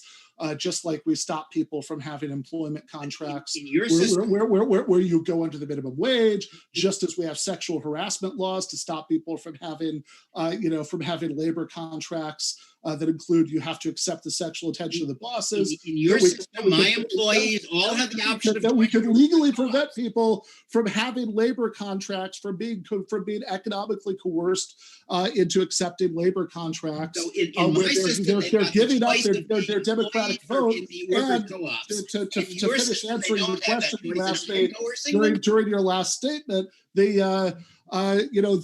obviously this doesn't apply to part-time labor, a few people working part-time, anything like that. You can have reasonable. My employees. I'm sure it would be imperfect, and I'm sure there would be gray areas where injustice would be done, but it would still be vastly better than what we have now. You're in your system, so any employee who agrees to work for me is doing it because he prefers that to the alternative of your workers' co-ops. So I am not exploiting him or imposing things, and you're simply trying to evade the fact that your system. I'm not evading it. I'm giving you an answer you don't like. I think it's not a good sign. You've given me an attempt to defend the answer this without being evasion. So I think that the reason one sec, but just because there was you had unpacked a lot of points, Ben, and so just in regards to those, just to be sure that I thought I was struggling to answer one question without being cut off. Right. It's true, it's been lively. Really more than half the time. But he stated that I'm not allowed to practice capitalism in his system, although there are some other socialists who would say that I would. Isn't that a correct statement of what you said? So the distinction is if you didn't have economic pressure to accept such labor contracts, why disallow them? And one possible answer to that is to say that if you have it's the same reason for disallowing labor contracts for sub-minimum wage labor, accepting sexual harassment, etc., which is that the concern would be that if you did allow them, that it wouldn't stay voluntary for very long. That if you have because once you reintroduce it, you've reintroduced exactly the same structural advantages that we were talking about earlier. I know that for some reason that's a mystery to me. You think that the comparison to previous human societies' consumption standards means that it must be the case that it would be reasonable or realistic to ask people who are living economically precarious lives now to go down to half of their current consumption. But I have to say, I don't find that very compelling. That some of the people who are presently living the lives they are living would be willing to cut their consumption sharply for a few years in order to get a much better life. Because people do that already. People who go to college and scrimp in order to do that. Lots of people do indeed choose to cut consumption when they need the money for something important. And similarly, I'm not arguing everybody could do it. I'm not arguing the poorest people, your economically precarious people. I'm saying if you really have a better system, then that system ought to attract people away from this system. And the fact that you are unwilling to allow your system to compete, that even if your system is the norm, your view is that mine has to be suppressed, makes it clear that you are not willing to face the actual choices people are willing to make. Anytime they make a choice you disapprove of, now that's economic coercion. Whereas when you're not allowed to make a choice, that's just ordinary coercion. And give you a quick response, Ben, before we go into the closings. But we're basically at the 20-minute mark, so like a really quick one, if it's all right. Sure. So again, I'll just say one. This is the vote for your dollars argument. In fact, this is the exact form of the vote for your dollars argument, vote with your dollars argument that Dr. Friedman disowned as irrelevant to the sense in which it's true earlier, is exactly the one that he's advancing now. And second, I would ask him whether and why, if he would see a disanalogy between the undemocratic labor contract prohibition and the subminimum wage labor contract prohibition, or the sexual harassment prohibition, labor contract prohibition, because to my mind, the questions of coerciveness or non-coerciveness are the same in all three cases. Gotcha. And so we will jump into those closing statements. So I'm suspecting you'll hear the answers to those questions that have been unanswered from either of the debaters during the closing statement. And so we are going to give each person 5 minutes for their closing statement, and then we'll be going to Q&A. So if you happen to have a question, feel free to fire it into the old live chat. And so, thanks, gentlemen. That was lively. And also, want to remind you, folks, our guests are linked in the description. And so we really appreciate our guests. We encourage you. You must love this topic if you're here, so you can learn and read and hear more by clicking on our guest links in the description. And so with that, we'll kick it over to Ben for his 5-minute opening statement. Ben, the floor is all yours. Yeah, so if we're interested in the consequences of different economic systems, then something I've mentioned a few times, but is worth underlining and circling now, is that you want to look at the consequences not only of the United States and the Soviet Union or these other examples. You want to look at the consequences of relatively laissez-faire forms of capitalism versus social democratic systems that have created the most livable societies humans have thus far devised by doing things like nationalizing healthcare as exists as the predominant, at least, form of healthcare in most Scandinavian societies, having sectoral bargaining, etc., and then see how you can build on that by transitioning to an entirely new system. You also want to look at the comparative consequences of working at capitalist corporations versus working at worker-owned firms. Firms like Mondragon have, for example, a vastly lower level of economic inequality.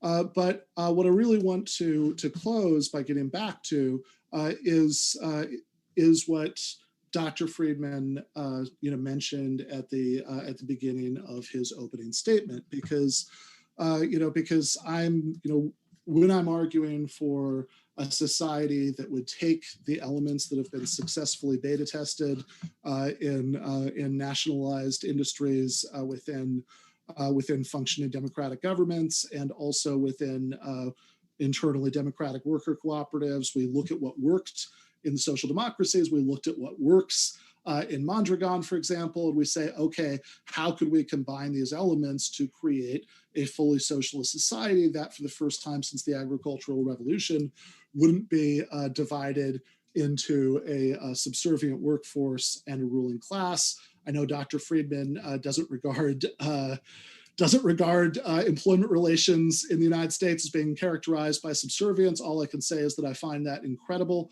We're talking about a country where people routinely stay in jobs that they hate because they're afraid of losing their health insurance. Where you have the proportion of people who say that they would love to join a union is many times higher than the proportion who are, where employees at Amazon pee into bottles because they're worried about not making quotas enforced by omnipresent electronic surveillance. That seems pretty bad to me. Now, why don't people just transition to a better form of society by voluntarily having already inadequate consumption for a few years? And this is where I would point people to the Jacobin article that he mentioned, voting with your dollars is an anti-democratic illusion. I like that Dr. Friedman conceded that voting with your dollars is good for getting the kind of breakfast cereal you want. It's not good for changing the wage policies at the cereal company So, for example, 2/3 of the population in the United States support a $15 minimum wage. No amount of voting with your dollars at the grocery store is going to get you that. And I think that that this argument about how, oh, if this were really great, then you would expect people to start voluntarily having their consumption for a few years to achieve it, is just an extreme form of the very version of the voting with your dollars argument that he disowns, the version that says that you can use this not only to get the products that you like, but to achieve broader forms of social change. We agree that that won't work. So the real question is, can we do the things that will work? And I think both in terms of consequentialism and any more plausible moral theory, we can and we absolutely should. Thank you very much. We'll jump into the 5-minute closing statement from Dr. Friedman as well. And so the floor is all yours, Dr. Friedman. Thanks so much.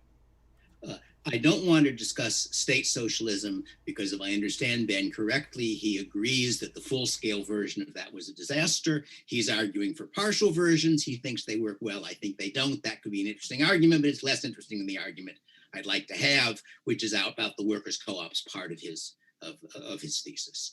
And the first response I have is that if that really is a better way of organizing things, if it can produce goods as good and as cheaply and provide as good terms, at least as good terms or better terms for the workers, then you ought to see a whole lot of it. Indeed, it ought to be the dominant form, as it is a legal form in this economy. And Ben's argument seems to be that workers' co-ops don't have access to the capital market. That isn't true. If you start a firm that is organized as a workers' co-op, which is perfectly legal, it can sell bonds, and since it's using the money to buy capital assets, it can use some of those capital assets as security for those bonds. It can't sell stock because that would dilute ownership, which isn't part of his system. It has the additional ability that it can borrow money from the workers to the extent that the workers care about it. He missed half of my voting with dollars point, which is that the person who votes with dollars on what General Mills makes is the consumer. And the person who votes with dollars on General Mills' employment policy is the worker. That is to say, General Mills has got to find people who would rather work for them than for anybody else. We have a competitive labor market, which is why very large numbers of people are paid more than the minimum wage. I don't think that it's because the firms do it out of the goodness of their heart. And so the workers' co-ops will be competing for labor in the same market. And if they can offer somewhat better terms to workers, which he claims much better terms to workers because of all the money they're saving through not having to pay bosses, then you would expect that they would be common, especially common in fields that have relatively low capital to labor ratios. And they ought to spread and become very common. And I observe, this is in a sense the telling point, that Ben is not willing to let his system face competition, that he wants to have the government first seize all the property and then forbid anybody else from organizing their relations the way they want to. In the market system, I don't get to enslave people. I don't, his system doesn't, although state socialism does. But in the market system, the only way I'm going to be able to get those workers to work for my firm, my little tiny firm when it starts, is if I can offer them terms they like better than what they would get by joining a workers' co-op. And if he's not willing to face that, that means he is not, in fact, willing to accept the choices that individual consumers and workers would make. That, again, the point is not that the workers would form the workers' co-op because they want a socialist society. The point is that the workers would form a workers' co-op, he's right, because they'd like to be paid better under more desirable circumstances. That's a private good, not a public good. It's not a public change. The change to the system he wants would be a side effect of individual workers acting in their own interest, just like individual consumers do. And they are voting with their dollars or with their hours, if you want to put it that way, but it's the same thing, by what jobs they are willing to take. And the fact that he believes pretty clear, I assume he believes, maybe he'll change his mind at this point, that in his system, people might still do that and shouldn't be allowed to because he knows that they're making the wrong decision, seems to me pretty clear evidence that he suspects the system doesn't work very well. Workers' co-ops have some advantages, but they have some fairly sizable disadvantages, which is why they're uncommon. They are less able to hire labor, because when you hire labor, you are in effect diluting your ownership in the workers' co-op, which the workers have. That was one of the problems the Yugoslavs had with their workers' co-ops. They're a little bit less able to attract capital because they can't offer ownership, but they can, as I say, borrow capital ordinarily. But in general, there are reasons why. My favorite system is the pure market one. That's what I'm doing as a self-publishing author. But for reasons Coase pointed out, that doesn't always work well. And there are some enterprises which require coordination through some sort of hierarchy.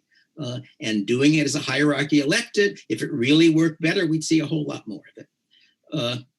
My father told me a long time ago that you should not expect to persuade anybody in one argument. The function of an argument is to give somebody ideas which he may later persuade himself.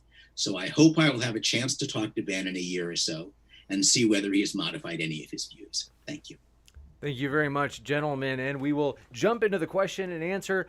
Thanks, everybody, for your questions. I want to remind you, folks, if you have not checked out our podcast, we are on podcast, and so highly encourage you to pull out your favorite podcast app and find us, as we've been excited that people have been downloading, and so that's encouraging, and want to let you know if you're listening via podcast. You can also find our guest links there in the description box for the podcast as well, and we highly encourage you to check out their links. And we'll jump into it with this first question from Jamie Russell, who says, what motivates productivity of the people if they cannot build their own business independently with agreed upon wages with laborers? I think that's for Dr. Ben. Got to be for Ben. Yeah, I guess so. If the questioner's claim is that you can only get productivity, that the only thing that motivates people is having the ability to be a boss, that's it. Then I think they would find the world in which we live deeply confusing, because most people are motivated to work, even knowing that most of them will not be able to do that. You have a certain percentage of the population that will try to do that, but you also have massive chunks of the population who don't. You have in places like the Basque Country in Spain, you have plenty of people who are motivated to work at Mondragon, the Italian examples, that are similar, etc., including lots of technological innovation, that happen in those places. So I just say that I'd reject the premise of the question. Let me comment on the question too, that many people will work for other purposes, but there will be some people who have an idea, who say, here is a way we could do something that's not being done. And it is going to be a good deal harder for them to achieve that if the only way of doing it is to talk 500 or 1,000 other members of their workers' co-ops into trying their idea, than if they also have the option, as they do. I mean, they can do the equivalent of that in our system by talking a firm into it, but that your system rules out the option of saying, I'm willing to bet on my idea. I'm going to start a little firm. If I'm really lucky, I'm going to end up as a Bill Gates or something. Maybe I won't. But you think about how restaurants are started and things of that sort, which are on a much smaller scale. Those are a case where somebody thinks he's got something he wants to do and he can do it. He can't do it all by himself. He's got to hire people. And in your system, he does not have that option. Next up, you still have the option of starting a small firm.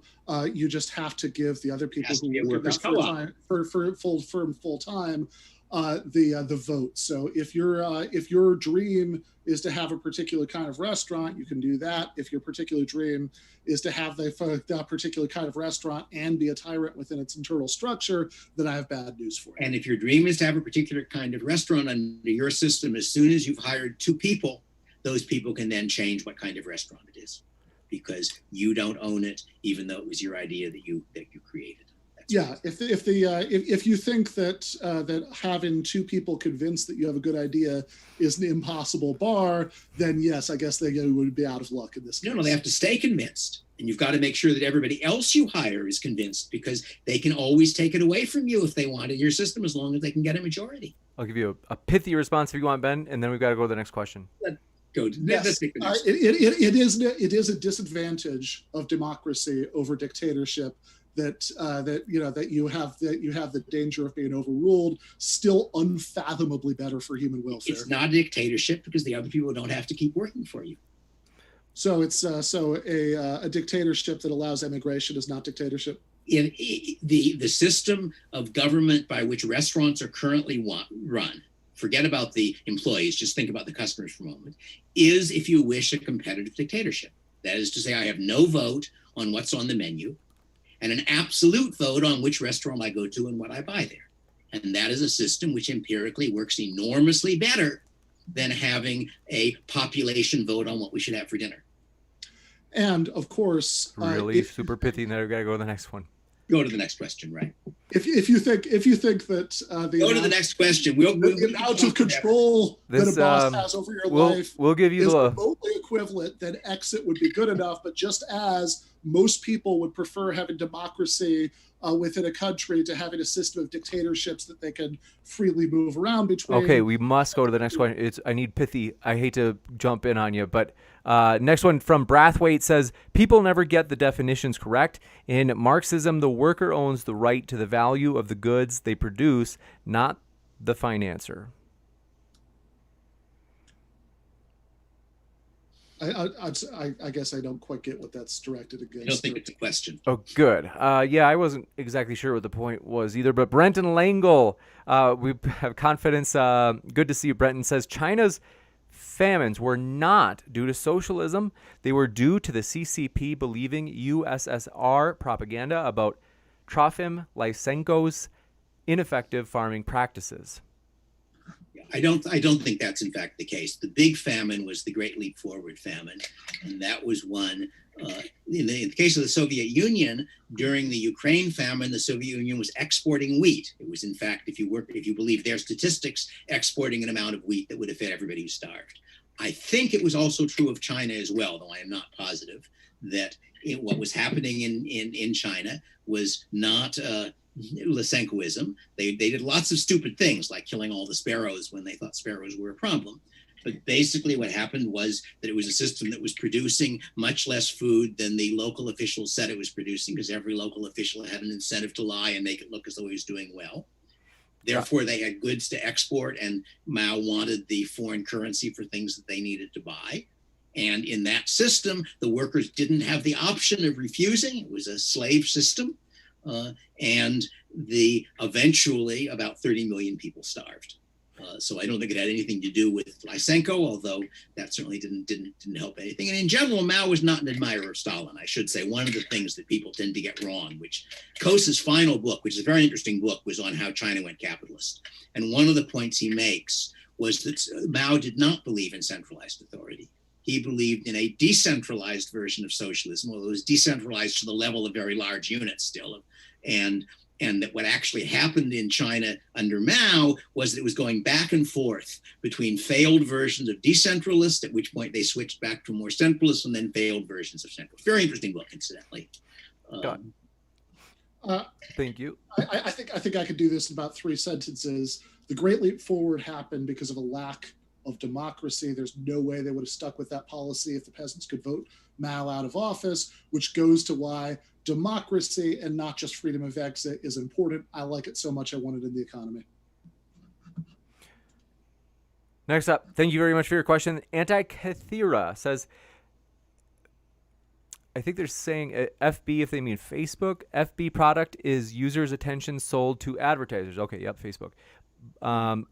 Burgis, Dr. Burgis, in our cognitive system nope. Okay. Sorry, guys. I butchered that one. You're saying that the Antikythera mechanism is asking questions. Now, that's really early AI. Basically, what I meant to say is Facebook product is users' attention sold to advertisers. Right. Bugs in our cognitive system are exploited by Facebook, resulting in warped reality bubbles that threaten society writ large. Can each discuss WRT, capitalism, socialism? With regard to capitalism. Oh, thank you. Appreciate it. Yeah, that's what WRT means. I guess I would have said that the clearest case is state socialism versus capitalism. It's less clear in Ben's system.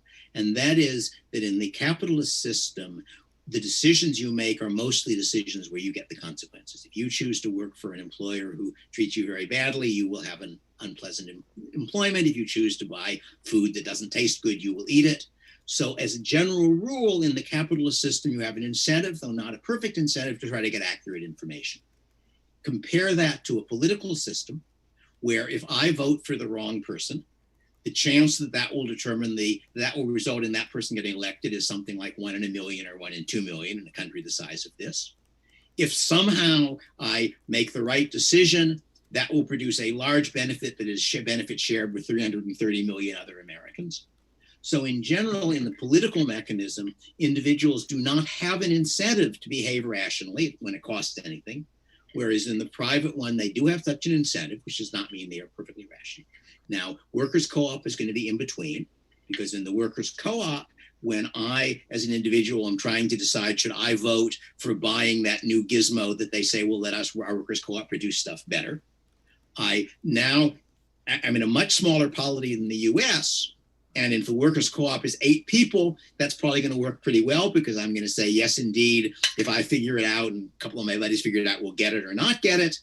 And if we make or lose money as a result, we'll all be better off. But if you're talking about a workers' co-op of 10,000 or 50,000, a workers' co-op equivalent of Walmart, say, which would be a good deal bigger than that, now each worker knows that he has very little incentive to get well informed and therefore is likely to be more irrational. So I think it's a problem exists in both. It is a problem which is much worse in the state socialist version and somewhat worse in Ben's socialist version. Thanks so much. And go ahead, Ben. So the original question I thought was about Facebook and the things that they do to make their product more addictive. And I would say that if we have a collective ownership of social media companies, then that usefully removes a lot of those incentives. That's one good reason to do it. Another good reason to do it is to protect users' free speech, because the incentives that the current owners have to do that are clearly not working out as predicted. Whereas we can look at the actually existing public sector and see that free speech is vastly more secure there right now than it is in the private sector. If you work for a public university, somebody fires you for your politics, then you can take legal action and get your job back. If you work for a non-unionized private firm and the same thing happens to you, by and large, you are out of luck. But if somebody doesn't hire you for your politics, you have no recourse in practice. And that is a normal situation in both the private and the public universities, I am afraid. There is a germ of truth to that. I mean, there is a reason why economics departments tend to exclude people who have socialist views, because they do widely. Abba Lerner, when I met Abba Lerner, he was an employee of a university. I don't remember if it was private or public. I was giving a talk on my first paper, and he made a very intelligent point, and I later discovered that was Abba Lerner. So a economist who actually is a good economist, which Lerner was, although I disagree with his politics, can indeed get a job. And I think you will find that it is that on the whole, academic departments shift way left of the population in general, not as far left as you would think they should, because you're in favor of truth, and farther left than I think they should, because I'm in favor of truth, and we happen to have a small disagreement on what's true. That is one. I don't think that establishes that it's not a problem. We will jump to the next one from Dear Will, thank you for your question. Says Dr. Burgess, as someone else who lived in South Korea for 13 years, how is an optional insurance savings account for preventative care funded by worker and business a socialist system? The money paid in belongs to the person. It sounds like their 13 years in Korea were before it adopted its current system. I'd be very curious about the dates there. Korea right now, I know it's a relatively recent development. I think in the 90s, maybe even later. But Korea in the time that I lived there has national health insurance that every single person gets, not only citizens but people there on work visas. In fact, people there, like my wife was at the time, on non-work visas, still get a national health insurance number. So I think the questioner's information is out of date. Is the health care, in fact, provided by the government, or is it only insurance that's provided by the government?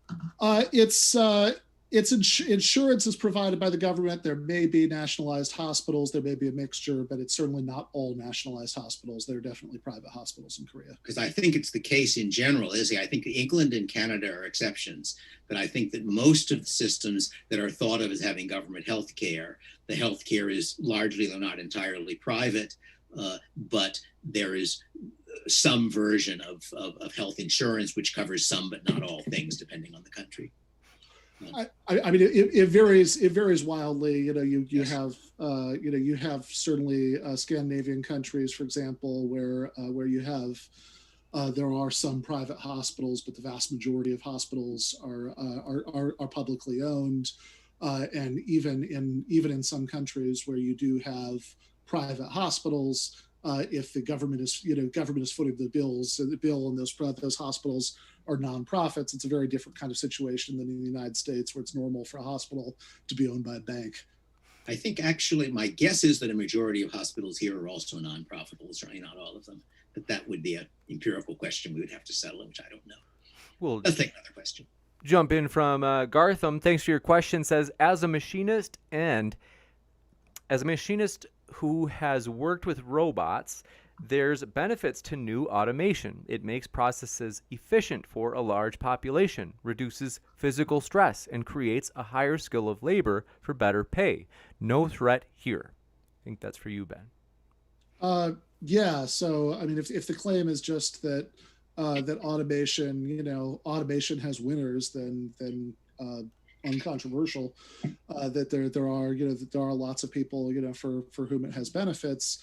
It's certainly not that's certainly not exclusively the case that there are winners. There are also, under the current system at least, lots of losers. An argument that futurists will often have with each other is whether, as even plenty of very libertarian Silicon Valley types believe, you're going to get long-term structural unemployment caused by automation in the future, or whether, as many people who dispute this think, that it's as some work that's done by humans is automated away, new things always open up, and it always balances out in the end.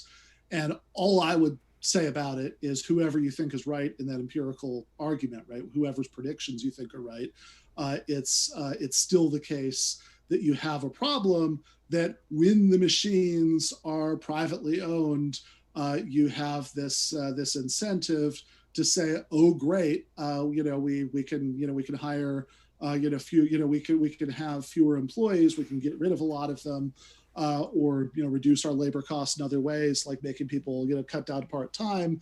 Whereas the hope would be that in an economy where workers' control was predominant, that it could be that it could be handled in other ways. Also, I would just point out that whoever you think is right, this problem exists because either you're going to get the worst thing, which would be long-term unemployment. So under capitalism, the best you can hope for is the modern equivalent of Roman bread rations in the form of yang bucks or something, or you can have, or at best, new stuff opens up, but you still have a lot of dislocation and misery in between.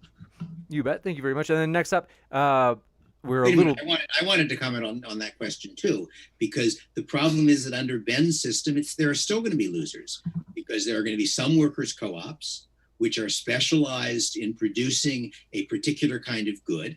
They are specialized in producing the tools for hand production of things that are now being done by robots.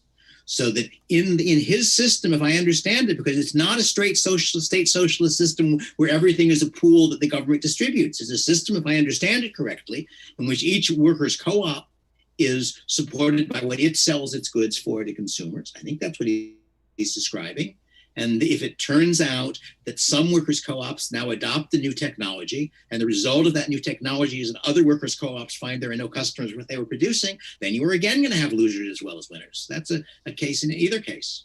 Yeah, the question is whether you're going to have as many losers or whether with a different system, with a different structure, you could have vastly fewer. I'm certainly not going to argue that it's going to be all, sunshine and unicorns and nothing bad is ever going to happen as a result of technological change.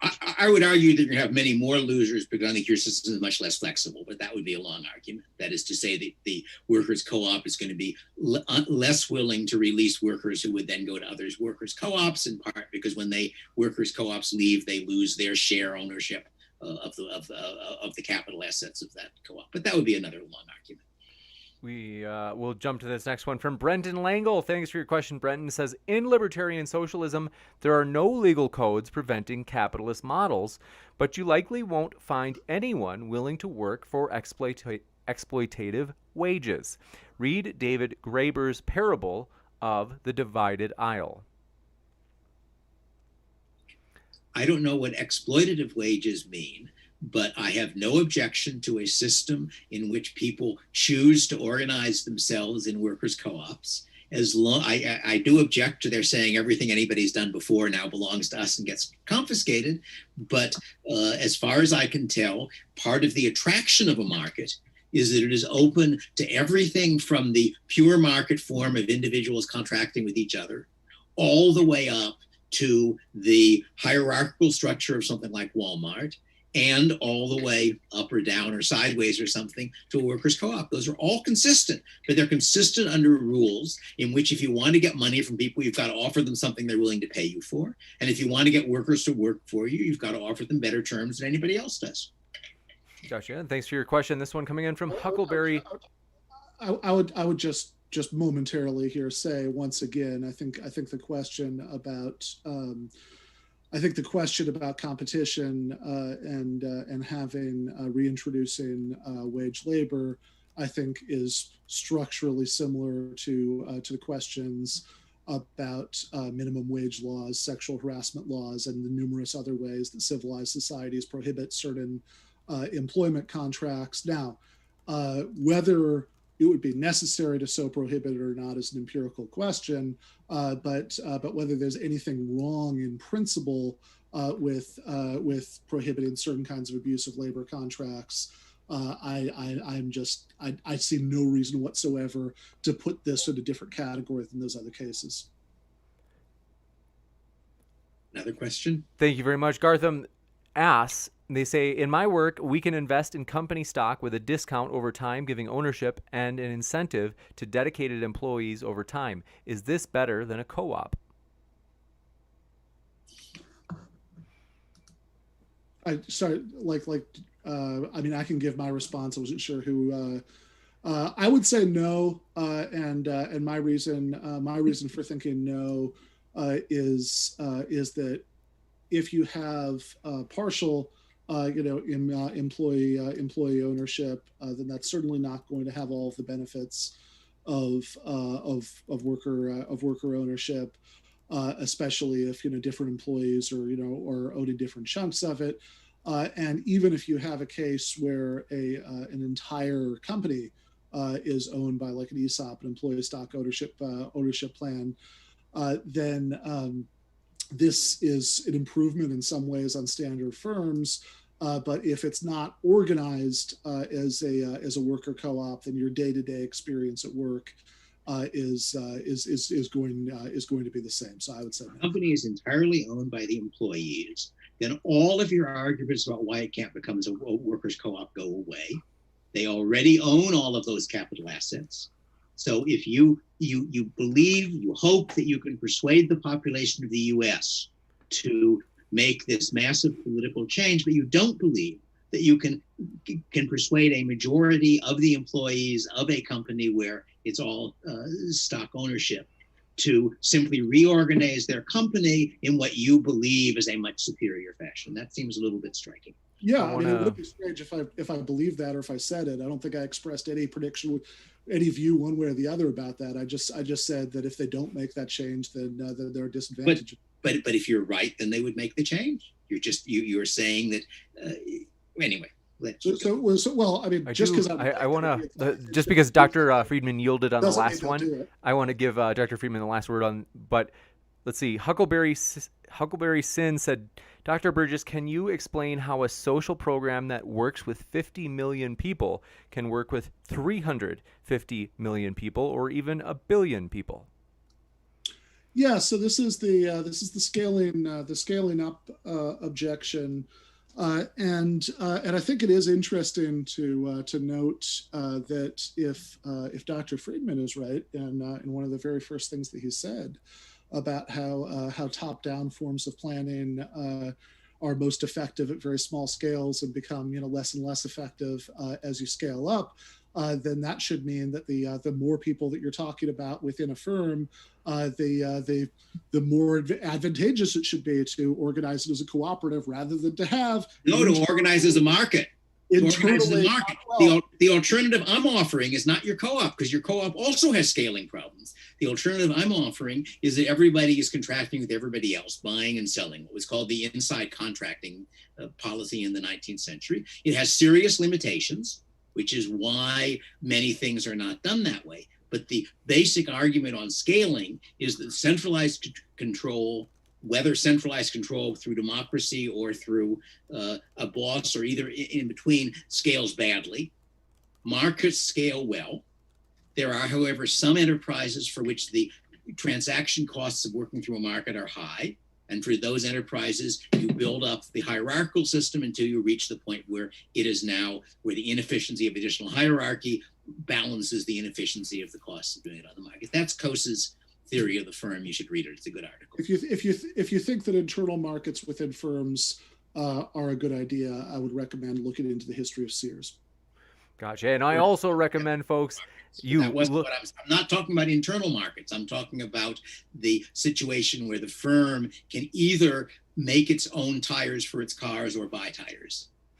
Also want to recommend you check out the links of our guests, folks, which are in the description. We've got just a few more questions. We cannot take any more questions because we really want to wrap this up quickly. So this one coming in from, appreciate it, THFC Rants says, for the question on Korean health insurance, they said, not correct, Dr. Burgis. As of today, 99% of Korean hospitals are private. If you don't pay into your account, you get zero care. The care only covers outpatient services and small inpatient systems. It also only covers 1% of care. So let me just see. So I heard two claims there, one of which was relevant, and another one of which was irrelevant. So one of which was about the hospitals being private, which is a separate question from whether the insurance is private or not. I know. I know that it is a much more centralized and consolidated national health insurance system. So I see here in 2000, the National Health Insurance Service, NAHS, was founded to combine all health insurances into a single national health insurer. As to the funding mechanism for that, then it's possible that I stand corrected there. But I do know that even if you're in Korea on a non-work visa, you're automatically assigned an insurance number within that national health insurance system. Gotcha. And this one from William says, Dr. Burgis, last question of the night. And they say, Dr. Burgis, how do you protect the rights of the minority in your economic system? If there are none, how is this moral?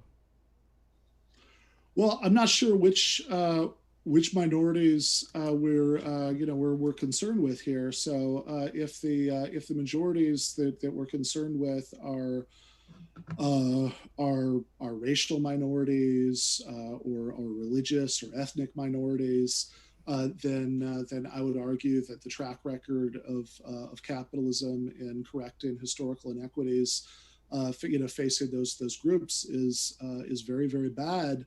And that any move towards increased society-wide economic inequality would be very helpful there.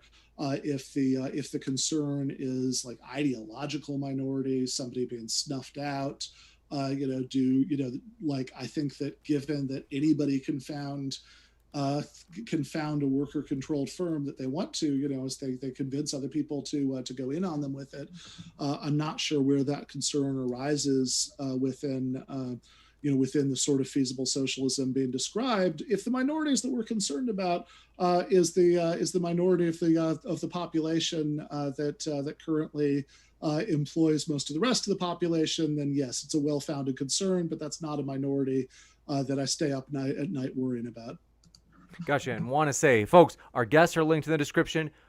Folks, it doesn't end here. Hopefully this is just the start, where you now go to their links at the very top of the description, click them, and you can read and hear plenty more from our guests. We really do appreciate them. We want to say thank you very much, Dr. Friedman and Dr. Burgis. It's been a true pleasure to have you. Thank you for hosting us. Thank you, James. Our pleasure. And so I will be back in just a moment with a post-credit scene where I'm just going to basically let you guys know what upcoming debates there are, as we're very excited about the future. And so I will be back in just a moment. Keep sifting out the reasonable from the unreasonable, everybody.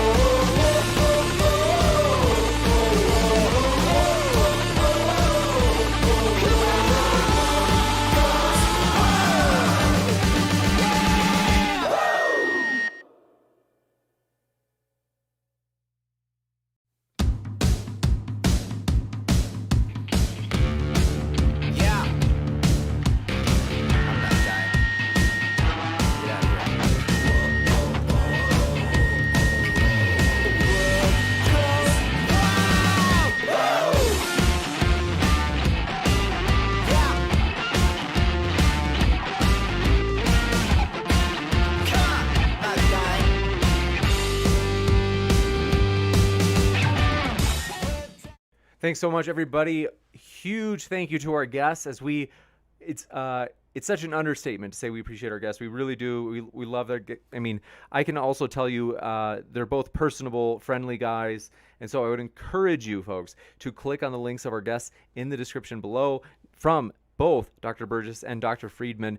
Really do want you to check them out. And so it is honestly, that was an exciting one. It was a fun one. And so glad to just quick say hello to you. Union Brother, thanks for being with us, my friend. I did actually just talk to Matt Dillahunty today. And so not over the phone, just through messaging. And basically, Matt said, he's like, well, I'll think about it in terms of, coming back on in the future. And he said, let me know if there's a debate that you want to run by me in the future. So it is a possibility. And like I said, we never feel entitled to any guest. We are just thankful to have the guests that we have. As I have to say, like, we're not only thankful, but thrilled because they're spectacular guests. And so, yeah, it's a possibility, but do want to quick say hello to everybody and say thanks for being here with us. Manic Pandas, thanks for being with us. Fox Sushi, good to see you again. And let's see. Thanks for your kind words, Modular Mammoth. Thanks for your kind words, Antonio. And thanks so much, C Money Burns, for your encouragement. And yeah, folks, I have gotten your feedback in the chat, and I would agree that my moderation can improve, and it's a point of it's something that I am like 100% open to. I'm not like, oh man, I'm just gonna stay the way I am, and I'm like, no, like I'm open to the idea that I can improve in moderating, and so I do want you to know, like I do take that seriously in terms of your feedback, and I appreciate you. And so if you thought, hey, this could really use some improvement, well, I am working on it, no joke, and so. Believe it or not, despite having done so many debates, I'm like, you know what? I can improve, and there are ways in which I'll be working on that. So thank you for being with us. And Doug A., glad to have you. Ooh, excuse me. Thanks so much for being with us, Doug A. Thanks, Space, for coming by. Also, Top Hot 2, we got 208 likes. Thank you guys so much for your support. That is super encouraging. Really appreciate that. And also, I have to go in just a moment, but forgive me. Can you give me 2 seconds? I'll call you right back. Thanks so much. Friends, I had promised a friend that I would talk to him, and this show went later than I expected, and so I can't stay long, but I just want to say thank you, everybody, for being with us. Thanks, Stacy Flores, for being with us. Mr. Evolution 573, thanks for your kind words. Thanks, Sideshow Nav, for being here again. Lance Plays, LOL, thanks for being with us. And yeah, we're excited though. And so you guys, I appreciate all of your kind words and love. It's a really hard thing to moderate because for me, it is like, it's so hard where I'm like, I want to be as fair as possible. And there's just a lot of stuff going on in my head in terms of like different factors, and me wondering as well if I'm like, well, should I say something at this point, or is it my bias that might make me say something? So there's like a lot of like examining during the debate where I'm like questioning myself and kind of saying like, should I, or am I being biased for wanting to jump in? And so I appreciate you guys letting me know that, your feedback. And thanks for your Modular Mammoth. Thanks for your kind words. Said thank you for making this platform despite my criticism of moderation in this debate. Thank you for letting me know that. That seriously does mean a lot. I like the idea of like me getting to have a relationship with you in which it's like one in which there's potential for growth. Because here's the trick. One thing too, sometimes people are like, screw modern day debate. I'm never coming back. I hate you. And I'm like, well, but how, like, if you wanted me to change and now you're just like leaving forever, like I'm open to taking your feedback and changing. But if you're going to be like, screw you, James, I'm leaving forever. It's like, well, how can you like, well, first, I mean, in a way it's like, well, if I feel like I already lost you, it's like, well, then why, it's like, well, they left anyway. Like, why should I try? Like, but the other thing is, it's like, if you're willing to stay and just like, let me know, that feedback is helpful. And so we do appreciate kind of having that ongoing relationship with you guys. And thanks for that. And so let's see. Top Hot 2 says, spent today's debate chatting on Twitch. It's great over there. Very chill. I'm so glad to hear that, my friend. Thanks for letting me know. And it is true. We are on Twitch, folks. And yeah, we rarely we don't even have it on screen anymore. Oh, well, we have the bottom, the ticker there. But we are on Patreon, guys. We appreciate your guys' support on Patreon. Let me see if I can find it. Yeah, so I will throw that in the description. We do appreciate your support. And, check it out if you dig it. It's nothing fancy, to be honest. But I will just throw it in the chat in case you're like, hey, cool.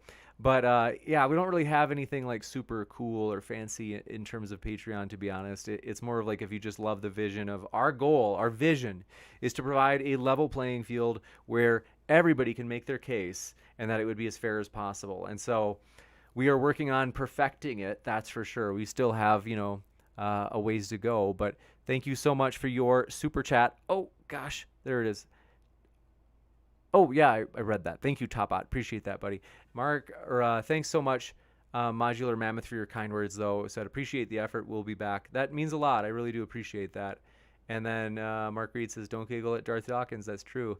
Thanks, THFC Rants. Will Stewart says, I don't think it was your fault. There were 3 times as many people in the live chat that night as normal. Lots of new faces, and I don't care about the rules of discourse. Thanks for your kind words. I appreciate it. And yeah, we've got room to grow, and so we will, I promise. And thanks for your kind words, though, and your support. And they said, if you feel bad about muting one person, implement a global mute rule. Yeah, you're right. I can communicate. I think one thing is if I communicate to debaters beforehand, like, hey, do me a favor, try to be as short and pithy during the, communicate expectations up front. And so, slideshow nav, oh boy, you're right. There, honestly, when you see this Friday's guest, you may be triggered. I don't know, but yeah, we're excited. It's going to be a lot of fun. And so, thanks for your kind words, Squatch Talk. And then, thanks, Modular Mammoth, for saying that. Yeah, it is for me. Like, I do take it seriously. Where I'm very, what's the word I'm looking for? I'm open. I'm like, I don't like it when I meet people who are like, I'm not biased about this. Like, I'm new. Like, I'm as unbiased as it gets. And I'm like, you're as cringe as it gets. The reason I say that is because in psychology, there's just so much empirical data that we have real biases, hindsight bias, confirmation bias. So we have all sorts of biases, and fundamental attribution error is kind of we could say another type of bias in which conveniently leads us to not believe we have biases. So it's funny that that's the way life is, but thanks for your patience, guys. And but yeah, let's see. Jamie Russell, good to see you. He said, are you a dualist? I'm not sure. There was I've got to read about hylomorphic dualism. I think that's what it was called. But long story short, I'm still not sure on that issue. But I appreciate your appreciation for the philosophy of mind. And Brooke Chavez says, there is someone who can help with Twitch emotes and stuff. Oh, that's cool. Thanks for Twitch chat for being. Oh, thanks, Brooke Sparrow, for your kind words. Thanks for gifting a sub to Top Settle. What's the word I'm looking for? Brooke Sparrow is a generous person, and so that is cool. And then Top Settle said, I love watching. Not done them. I do try to reason with people in real life. I do appreciate you guys being here in the Twitch chat as well. I know that sometimes I'm a little slow to check it, but let's see. We do appreciate all of your kind words and support and everything else. And so let me just peek through here. I wish I could stay longer. I just have to run. But Brooke Chavez says, there are a lot of folks who will join Twitch if the stream has the interactive aspects. That gives chat ways to support your channel in a monetary way. Oh, okay. Well, I will work on that. And I appreciate you letting me know that if it makes it more fun and engaging in the chat, that's great. And thank you guys, though, for letting me know all these things. I'm still learning Twitch as well. And so long ways to go. So thank you guys so much for all of your support, all of your help in teaching me these things, because I'm dead serious. That's there are 2 things on my priority list right now. And also someone just reached out today and they said, hey, I'd be willing to help with your graphics and stuff. And I was like, that'd be awesome, because that's something, again, I don't really have a lot of experience at. I think my biggest experience thing is that I used to debate myself, and then I've got a couple of master's degrees, philosophy and psychology and stuff. And then I just enjoy it. I don't know. I mean, that maybe counts for something in that it's at least consistent. We're here often. And so otherwise, I I have to be honest, like the tech stuff and in even moderating after about 500 debates, there's room for improvement to be sure. So thanks for your flexibility. And so, yeah, I just appreciate you guys. So thank you for that feedback. Thanks all for your love and support. Seriously, I appreciate you guys. You guys make this fun. You guys cheer me up when I have a bad day. You guys, honestly, I just appreciate doing this. You guys make it fun.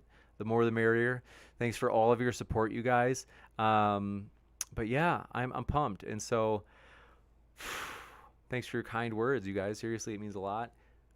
We will be back Friday night, and I promise it's going to be a juicy one, you guys. It's going to be an exciting one. And so you won't want to miss this one. I can assure you. And so thanks so much. Want to let you know we appreciate you. Keep sifting out the reasonable from the unreasonable. And I wish I could stay later, but I've got to run as like I had said, I promised a friend. Oh gosh, I didn't even realize it's this late, so I definitely have to run. But thanks everybody. Keep sifting out the reasonable from the unreasonable. We'll be back next time. If you have not yet, hit that subscribe button and that notification bell for reminders so you don't miss this Friday surprise, juicy, epic debate. And so thank you guys so much for your kind words, Brooke Chavis and Jamie Russell. And I just really thank you guys for everything. Appreciate all you guys. Love you guys. And so thanks for all your kind words. See you next time.